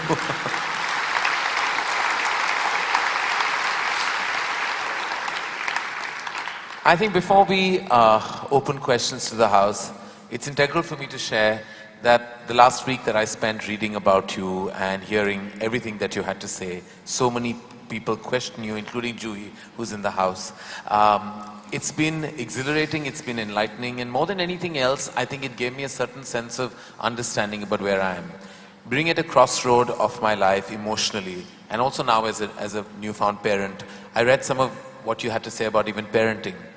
To me, it was extremely enlightening to read that not to nurture the do's and don'ts so strongly on your child. You know, we all have theories of parenting, but I think just what I imbibe from what you had to say is that if I'm strong-willed and I exude a certain amount of pleasantness and I give out the right amount of energies, my child and my children will emulate that, imbibe that, and I don't have to constantly force feed that knowledge on them. They will imbibe it from my energy source in any case. That is what I drew with, am I right? No. Okay. See, one level right, but it's not a question of energy, and don't make simple aspects of life mystical, because my entire life is dedicated to make mystical very approachable.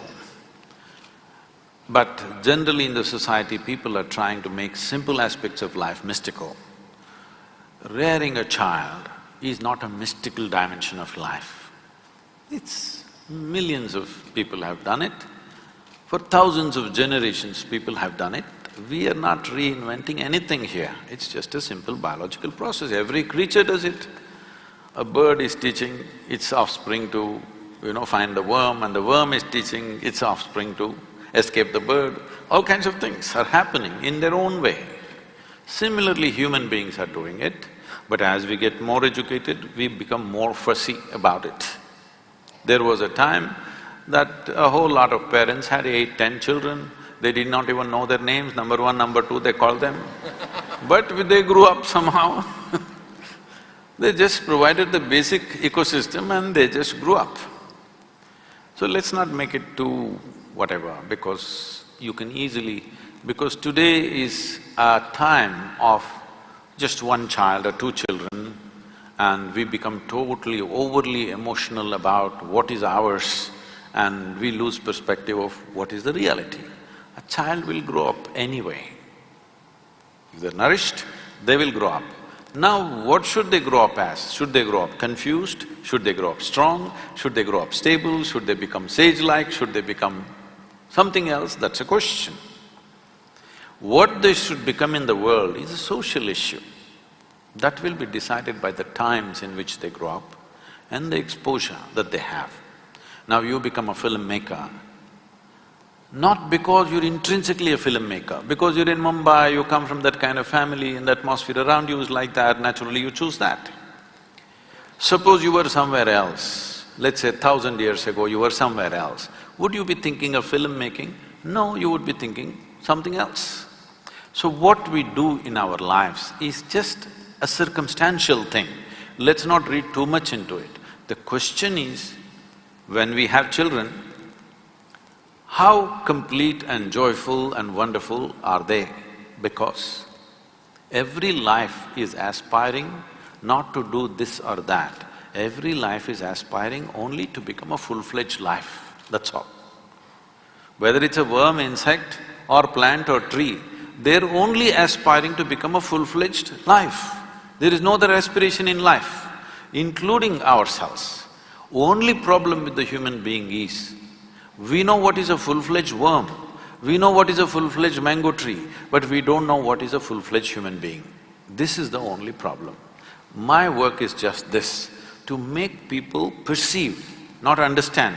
You must understand the difference or the distinction between perceiving, experiencing and understanding. Not understand, but perceive and experience what it means to be a full-fledged human being. And that's all that must happen to your children and every other children, every other child on the planet. What should happen? They must become full-fledged life, that's all. For this, they need an ecosystem and nourishment, not teaching from another time, because you belong to another time, you're past.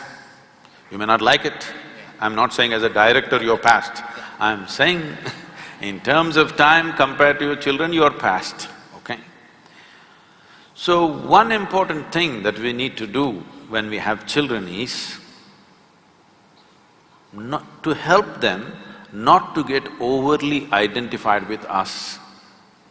This is to make an investment, heavy investment, child means, but not expect any return. This is difficult for a stock market world, how to make an investment without return. But this is what bringing up a child means. You want to make a heavy investment, no return expected. This is all. If you want to… because I've… in raising my girl, I won't go into the lengthy affair, but I made sure nobody teaches her anything, nor did I teach her anything. No 1, 2, 3, no ABC, no Mary had a little lamb, because I don't care whether Mary had a lamb or not, People said, Sadhguru, the way you're bringing up this girl, she won't know how many fingers she has. I said, I don't care whether she knows how many fingers she has, as long as she knows how to use her fingers. Why should she know this is 10? She thinks this is 100. Actually, this used to happen when she was because I just exposed her to nature. As much as possible, I exposed, if there is nothing else, at least I took her up on the terrace and showed her the stars, which you can't do in Mumbai. You will show other kinds of stars in Mumbai. So, she would look up at the sky and say, she would call me by name, first name, and say, Jaggi, 10 stars. Because in her mind the biggest number is 10. Somewhere she heard 10. Yeah. So she didn't say million, she said 10. I said, yes, 10. What is the problem? Whether 10 stars or 10 billion stars, what is your problem? You think you're very knowledgeable because you know there are 100 billion galaxies. In what way does it matter whether there are 100 billion or there are none? What way does it matter? Because you are not seeing stars, you are only seeing the reflection in your mind, isn't it? If you spend time to know the nature of what makes you experience all this. So, she asked me once something, so I just told her just this, this is all you need to know about life. Never look up to anybody. She looked at me like this. I said, not even me, because the value of me will be completely lost the day you look up to me. You must look at me just as I am, then you will see immense value for who I am. If you look up to me, you will miss everything and one day you want to hang me on your wall. As you did to everybody else, to Rama, Krishna, Buddha, Shiva, everybody, you hang them on your wall, you will hang me also on your wall. You will miss the entire value, you missed all those guys.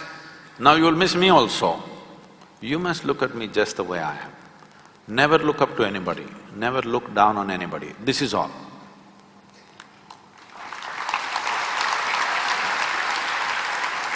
Once you do not look up to anything or look down on anything, you will see everything just the way it is.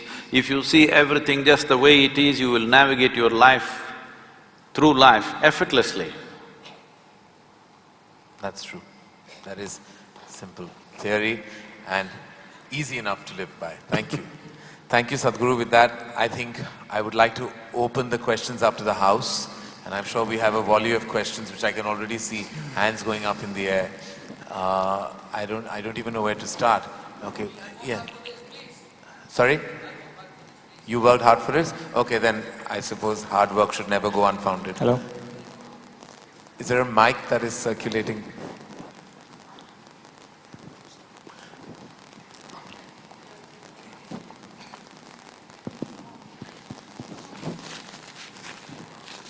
Okay, you can shout it. Yeah, you seem, if you have worked hard, you can scream loud. Yeah, there you go. Namaste Sadhguru and hi, Karan, Johar. I'm 31, I've kept myself single all my life so that I could accomplish. No, you should go back there, it doesn't come to me, the sound. Yeah. My name is Rishabh, I'm 31. I've kept myself single all my life so I could accomplish something big. And you of all people should know how important and difficult it is. Important because to accomplish something big, if you're single, it helps without added responsibilities on your shoulders. And difficult because… I know you're trying to speak from your heart, but microphone works best here. I just didn't want to be too loud. Okay. And difficult because, you know, India, they keep asking you why you're still single. I would like to space dive, and I've talked to a million people about this, and I've knocked on 100 doors to turn down every single time, including the doors of ISRO. Can't get a thing. Including the doors of ISRO, and they said they don't have enough funds. It's a very long question and we have not heard most of it. What? I can't hear a thing actually, I'm feeling incapable. Yeah. What is your question, sir? Okay, so my question is, I would like to space dive You would like to space? Space dive. So it's basically going all the way up to space You want to go to space? Okay. and diving from there. Okay. And tie what in space? It's a space Oh, space dive. Yes. Oh, you want to space dive? Yes. Okay. So, and the thing is, I've knocked on 100 doors only to be turned down every single time, because even ISRO turned me down saying they don't have enough funds. Space dive is important because India has gone leaps and bounds forward in space technology, but in the human space technology, it's way back. My question to you, Sadhguru, is my biggest weakness is I like to live in danger. My question to you, Sadhguru, is where do I find an organization that will help me with the discipline, yoga and meditation, that will help me with this? And where do I find a person, most preferably a movie director, they'll fund this project, understand the importance of it, understand the importance of this project, that India needs a human space program, fund it, and make a movie out of it which has less drama, less songs, and more of how a person struggles to get the mission accomplished. Okay. And get okay, we rich. got the question. You took a long time to get to the question, but… He wants to space dive, he wants me to make a movie, he wants to help. No, he wants money. He wants money. My dearest 31-year-old, that's all I heard, that you were 31. If I had money, the last thing I would do is give it to you to space dive.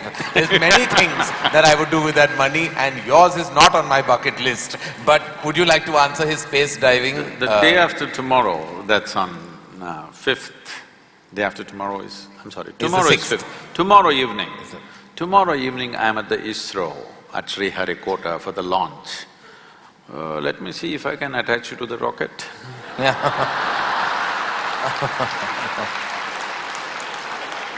Thank you. Yes. Will you pass your mic on, sir? No, the boy is very serious. Yeah, he's very serious about this. I don't know. So, about you being single, you have saved one life. Yeah. And I want to tell you, whether you space dive or you don't dive or you nose dive, all of us are born single and we die single. In between what drama you do is up to you. So you want to do a single act or a double act or a multiple act, it's up to you. But essentially we are born single and we die single. And if you want to space dive, this is comic book stuff. It means nothing.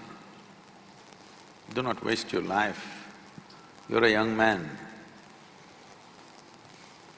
Don't waste your life thinking, I want to space dive, I want to do this, and the Karan is going to fund it, he made it very clear. He has other ideas for his money, and I'm glad. Well, you get married, that's like space diving. It's the same thing. You don't know where you're going, you're just diving. Yes. It's true. Namaskaram. Namaskaram. When I told my teenage daughter about this program, her immediate reaction was an excited wow. She's here with me and this program is everything we thought it would be. Question for you, Karan. What exactly inspired you to do this session with us, Sadhguru? Whoa. Thank you, ma'am. He did not say he's inspired. I was. And the lady definitely has it right. It is because, as I said somewhere, that there are many questions that I constantly seek answers for. I find myself in a dilemma between my emotions, between my fears, my anxieties, my tussle internally between my letting go of religion and holding on to what I understand of spirituality. I haven't been able to seek too many answers through the books I've read or the people I've heard. To me, Sadhguru has been a revelation in more ways than one, because he made many of my answers, the answers that I was looking for, resonate with my life. And I think eventually what we look for is deep resonance. And anything that you attach yourself to, be a spiritual energy, a god perhaps, a religion, you feel that you need to find answers within that resonance. And I felt that my life resonated with everything that you said and everything that you professed. And that's why I was very interested and excited to be part of this platform. Yes, I'm sorry, I was meant to go to you first. Yeah. Behind you, so I'll come back to you, sir. The mic.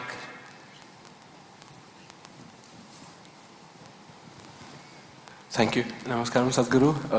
Hello, Karan. Hi. There are two questions. If the first one is answered, I don't need the second one's answer. There's a request. Can I please get a hug from you, Sadhguru? Hey, why don't you try him?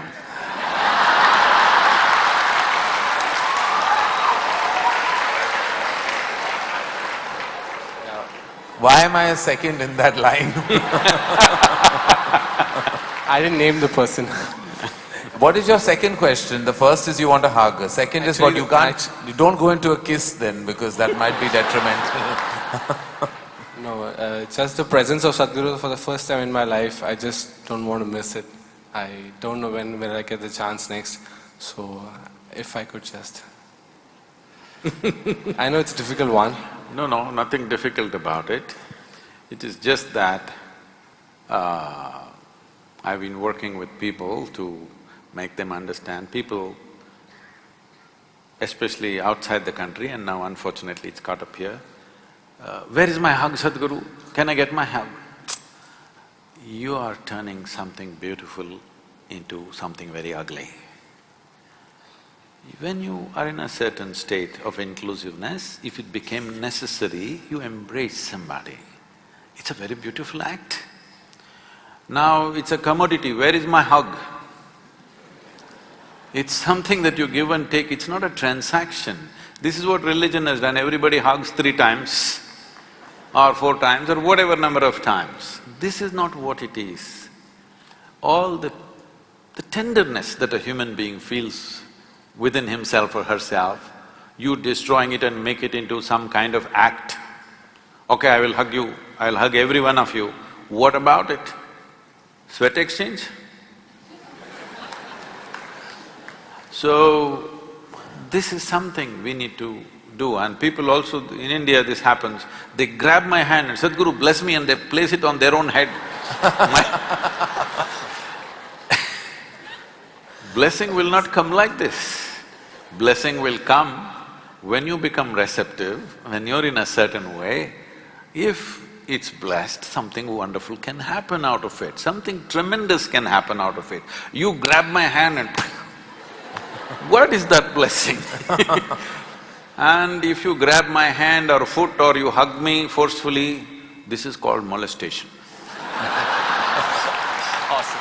All right, you got your Jadoo ki Chappi. So we had… yes, sir. Yeah. Hello. Namaskar, Sadhguru. I know hug is not possible, but I know you cook very good dosa. Is that possible? Certainly not here. I know. No, my question is that when we cook, if we have to get joy of cooking, then that joy is something which is internal, and I cook for my joy. But when you're cooking for others, then you want to give them joy. And at times there's a conflict. Who should win? This is for him? No, sir. I have different things on my menu.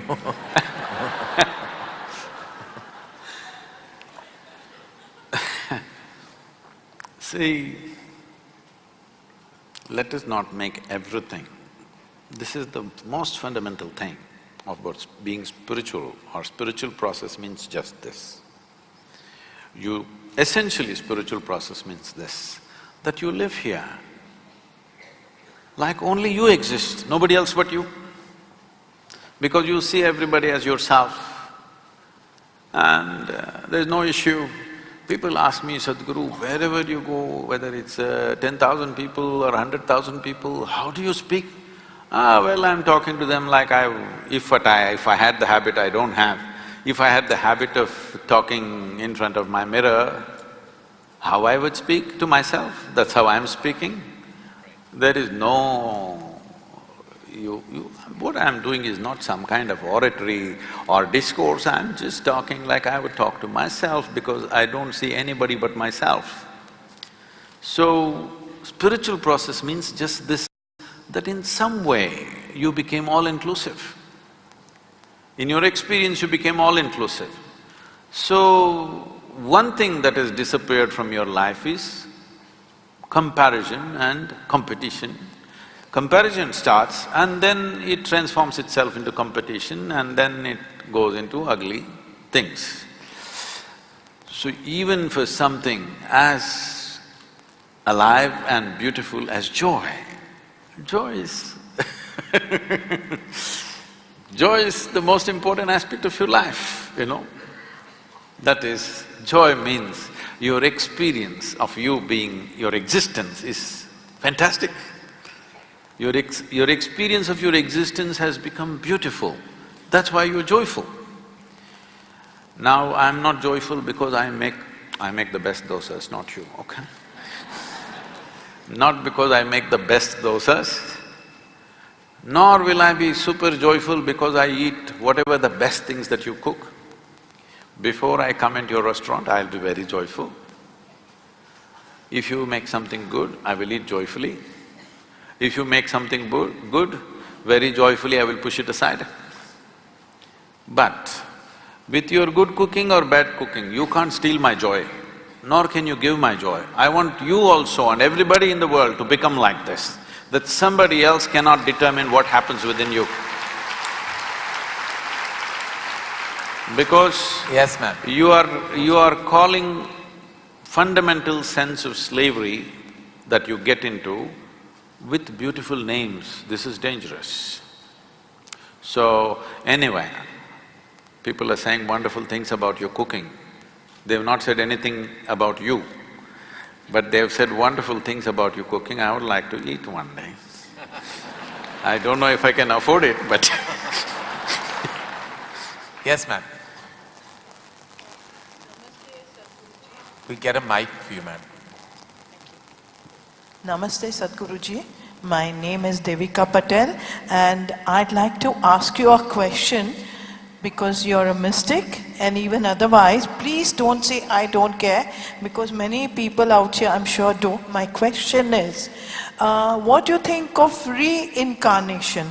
Do you believe in it? And if so, can you elaborate on the subject and let us know what you were in your last birth? Thank you.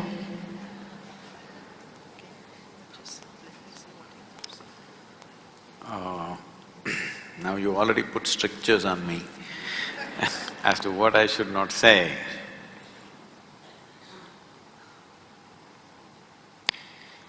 For me,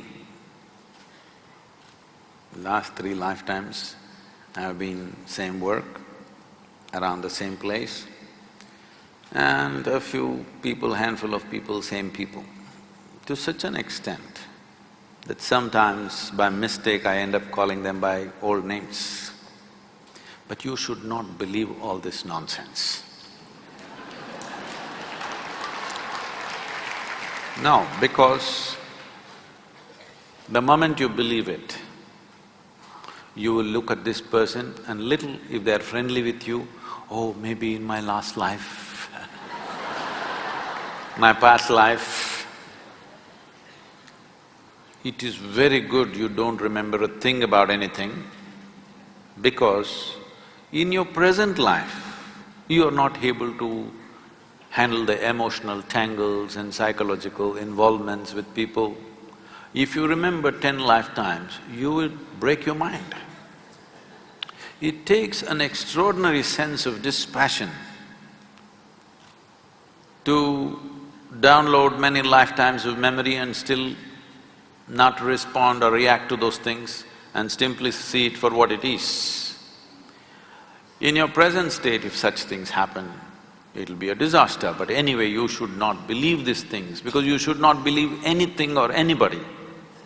You should not disbelieve them either.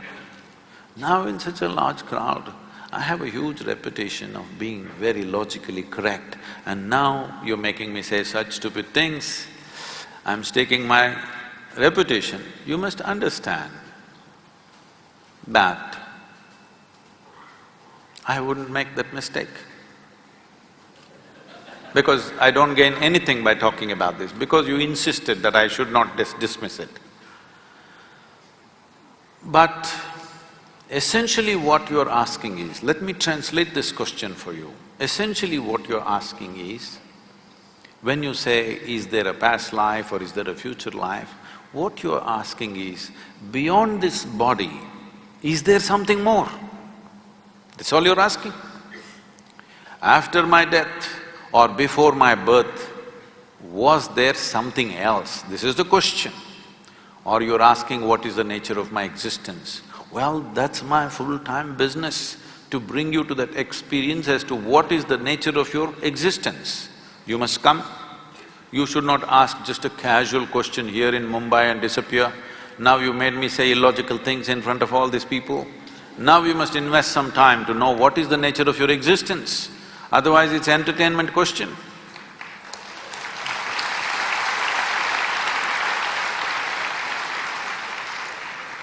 I don't know, you have a color you like? Don't ask. He's working hard, but after him, I'm afraid of hard working. Yeah. Yes. Hard working in blue. No, we'll get you a mic. We have just two questions after this gentleman. Yeah, I'm gonna get there, right there. Namaskaram, Sadhguru. Please somebody give a mic to that lady who's up there with her hand up after this boy is over. Yeah. Pranam, Sadhguru. Sadhguru, my name is Aishwarya Nigam, and I have been to the ashram many times and I have read many of your books. You must quickly come to the question. The question is, Sadhguru, I'm stuck here and I want you to please guide me, tell me in a child's language what is the answer and what is the solution. I don't want to give importance to my own thoughts and emotion. Tell me how. Please make me understand. I don't know when will I get this mic again. Although I am always in your presence, but I want the answer, Sadhguru. I don't want to When you get out of this hall, start walking south. If it's a genuine question, if it's a question which truly matters, you must seek. I would have gone to the ends of the world if I found somebody who could answer the billion questions I had. If really it matters to you, the question, you must seek. If you think going south is the answer, if you don't think so, you shouldn't bother with me. If you think so, you shouldn't waste a moment of your life, because I want everybody to at least be straight and some basic integrity to your life. You ask big questions and you leave it and go and sit in the matinee show. I'm not saying you should not go to the matinee, I'm sorry. I'm saying the wrong things, wrong examples. That's fine, no offense taken. So, I want you to understand, somebody came and asked me recently, Sadhguru, are you a devotee of Shiva? I said, you fool, did you ever see me sitting somewhere and doing Shiva puja? Did you see me? My entire bloody life, I've invested in you, all right? There is nothing else I do except constantly seeing how to raise people to the next step. And you're asking me, I'm a devoted to somebody, I'm bloody devoted to you and you're not seeing it? So, when you ask this question, I take the question seriously, I believe you're genuine. But then you go and get drunk today evening. I am not against any of those things, a matinee or drink or this or that. All I am saying is, you must have some integrity to your life. When you ask a big question, you must make the investment, isn't it, of time and energy? You must invest life. Because to bloody answer this, I've invested my entire life. Yes. Sadhguru, you had pointed out there was, yes, to the lady That right at the lady, back. please. Right at the back. I have a question. One moment, sir. We're just going to the lady and then we'll get, who's that person? Sure. She You're still right. doesn't have the microphone, he's on. Okay, you're on the mic. All right, go ahead. Namaskaram, Sadhguruji. My question is, what can be the greatest change one can bring to our life to make it more blissful in this birth? You got to change. You have to. You got to change, I You've said. got to change. There's nothing else. You think by doing something else this will become blissful? No. This one has to change to become blissful. Yes, the lady. Has she got the mic? Yes. Just reaching you, ma'am. Namaskar to one and all. So my question is, I get very attached easily, and now I feel I'm very attached to my responsibilities. So how do I break this bondage, and if I really want to do something for myself, not for anybody, just to feel the joy that I've been listening to you, if I want to really, really feel that joy, how do I break the bondage of responsibilities and move ahead? And how do I overcome my attachments?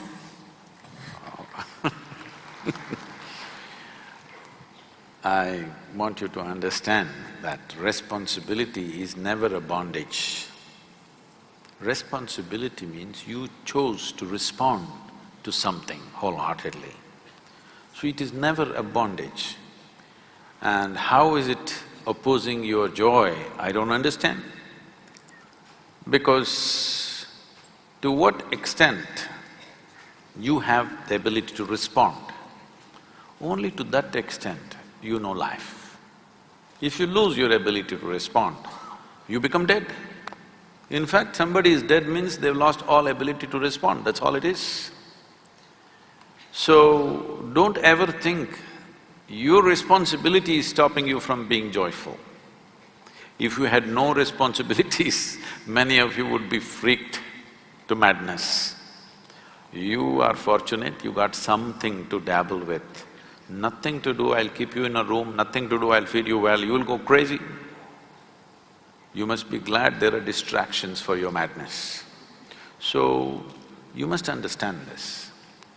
If your experience of life is such that if you sit here, you start enjoying your existence, not your thought, not your emotion, not your action, your existence, if you start enjoying, you have a certain joy and blissfulness about your very existence, then all this jargon doesn't work.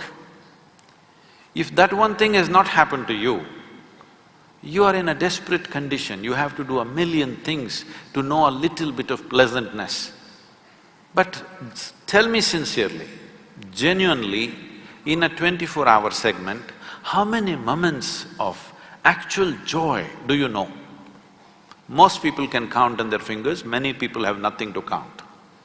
They will say, oh, the day I got married, I was so happy. The day I got my job, I was so happy. It happened, it's history. Because it is externally instigated. Otherwise, by yourself, you will become a wreck. Please change this, then all these jargons and philosophies are irrelevant to you because you know the joy of your existence. Thank you. We have one last question. Yes, sir. Huh? I'm just going from this gentleman, I'll come to you. Maybe two guys. Yes. Sadhguru. I'll leave that to Sadhguru after this. How many more he'd like to answer, but yes. Sadhguru ji, namaskaram. Karan ji, namaskaram. I am Mohit Sadana. I've come from Karnal just to see you live and I'm feeling blissfully blessed. I didn't come with a question, but now I have a question. Sadhguru ji, you just made a mention that word does not know anything about you, and that remains a fact. Even then, any somebody from the world who comes in little contact with you gets so much benefited. So when would you reveal? Or my question is, what does it take to become a Arjuna for the Yogi of highest order of our times, our Krishna, the you, to reveal? Sorry if that question is still invalid.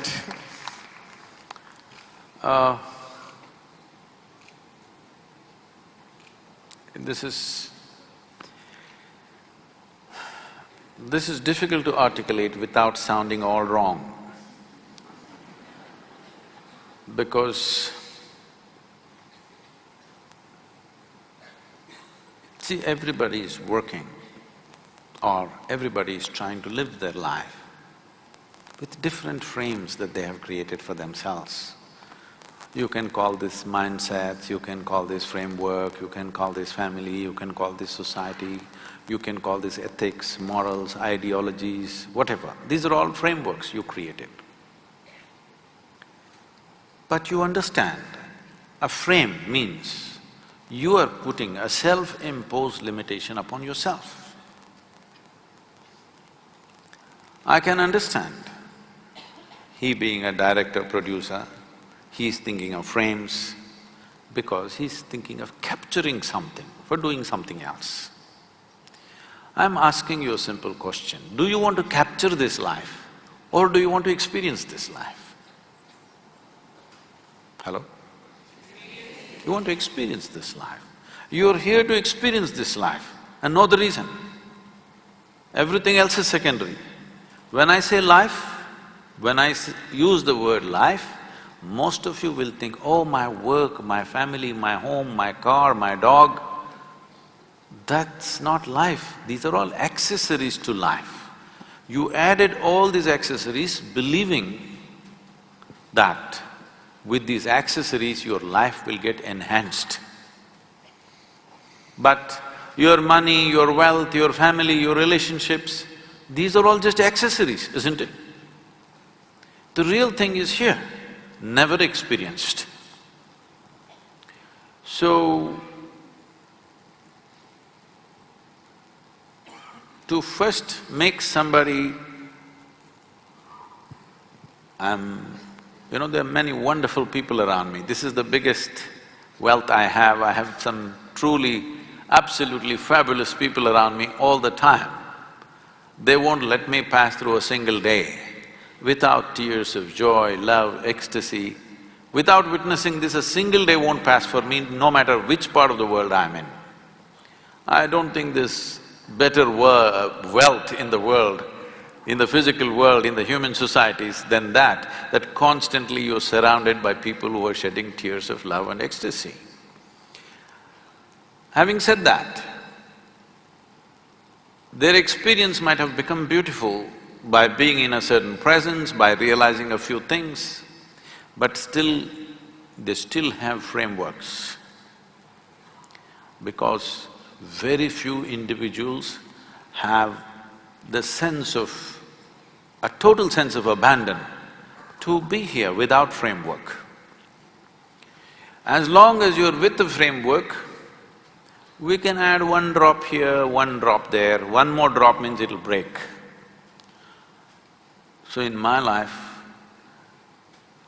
if by the time I fall dead, if I can share maybe 1 or 2% of what I have known, I think I'm very fortunate because I'm still looking, I've not given up on it.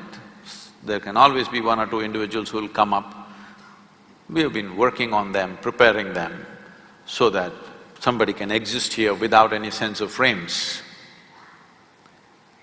without any sense of what will be lost. There are many people around me who, you know, in every action that they do, they're not saying it verbally, in every action that they do, they show that they're willing to die for me. I keep reminding them in 1,000 ways, dying for me is not the answer. That you are willing to allow this life to happen in full flow. This is where the answer is, because only if you are a full-fledged life can I share what's happening within me. Otherwise, I'm talking about extending your frames, giving you a different frame which is more difficult to manipulate, but totally undoing the frames will need this, that you are a full-fledged life. When I say a full-fledged life, right now you have invested too much in your thought, too much in your emotion. You look up to something, you look down on something, you like something, you dislike something. In this state, it cannot be done. I'm working on people, lots of them, and I'm also scanning the world, because there could be anybody somewhere, because that will be a blessing, not to me, but to the world. If there can be human beings, not one, if there can be 1,000 human beings on this planet, or if there can be 10,000 human beings or 1,000,000 human beings who are just life, no bull, just life. Because this is the only thing that you're aspiring for. You may think you want money, you may think you want pleasure, you may think you want something. No, you are only wanting to having a larger slice of life somehow, isn't it? That's all there is. Because that is all there is. You think money will get that, education will get that, love will get that, pleasure will get that, but essentially you want a larger slice of life. So if you want in slices, we will cut it and serve it, because we have to keep you going, otherwise you'll run away. But I want to see you a day when I can throw life at you just like that, without making slices out of it. That would be a great day. Make it happen, because I want to change. I want to change the perception of what is street. If you say street, if you use the word street, people will think booze, people will think drugs, people will think prostitution, all the ugly things.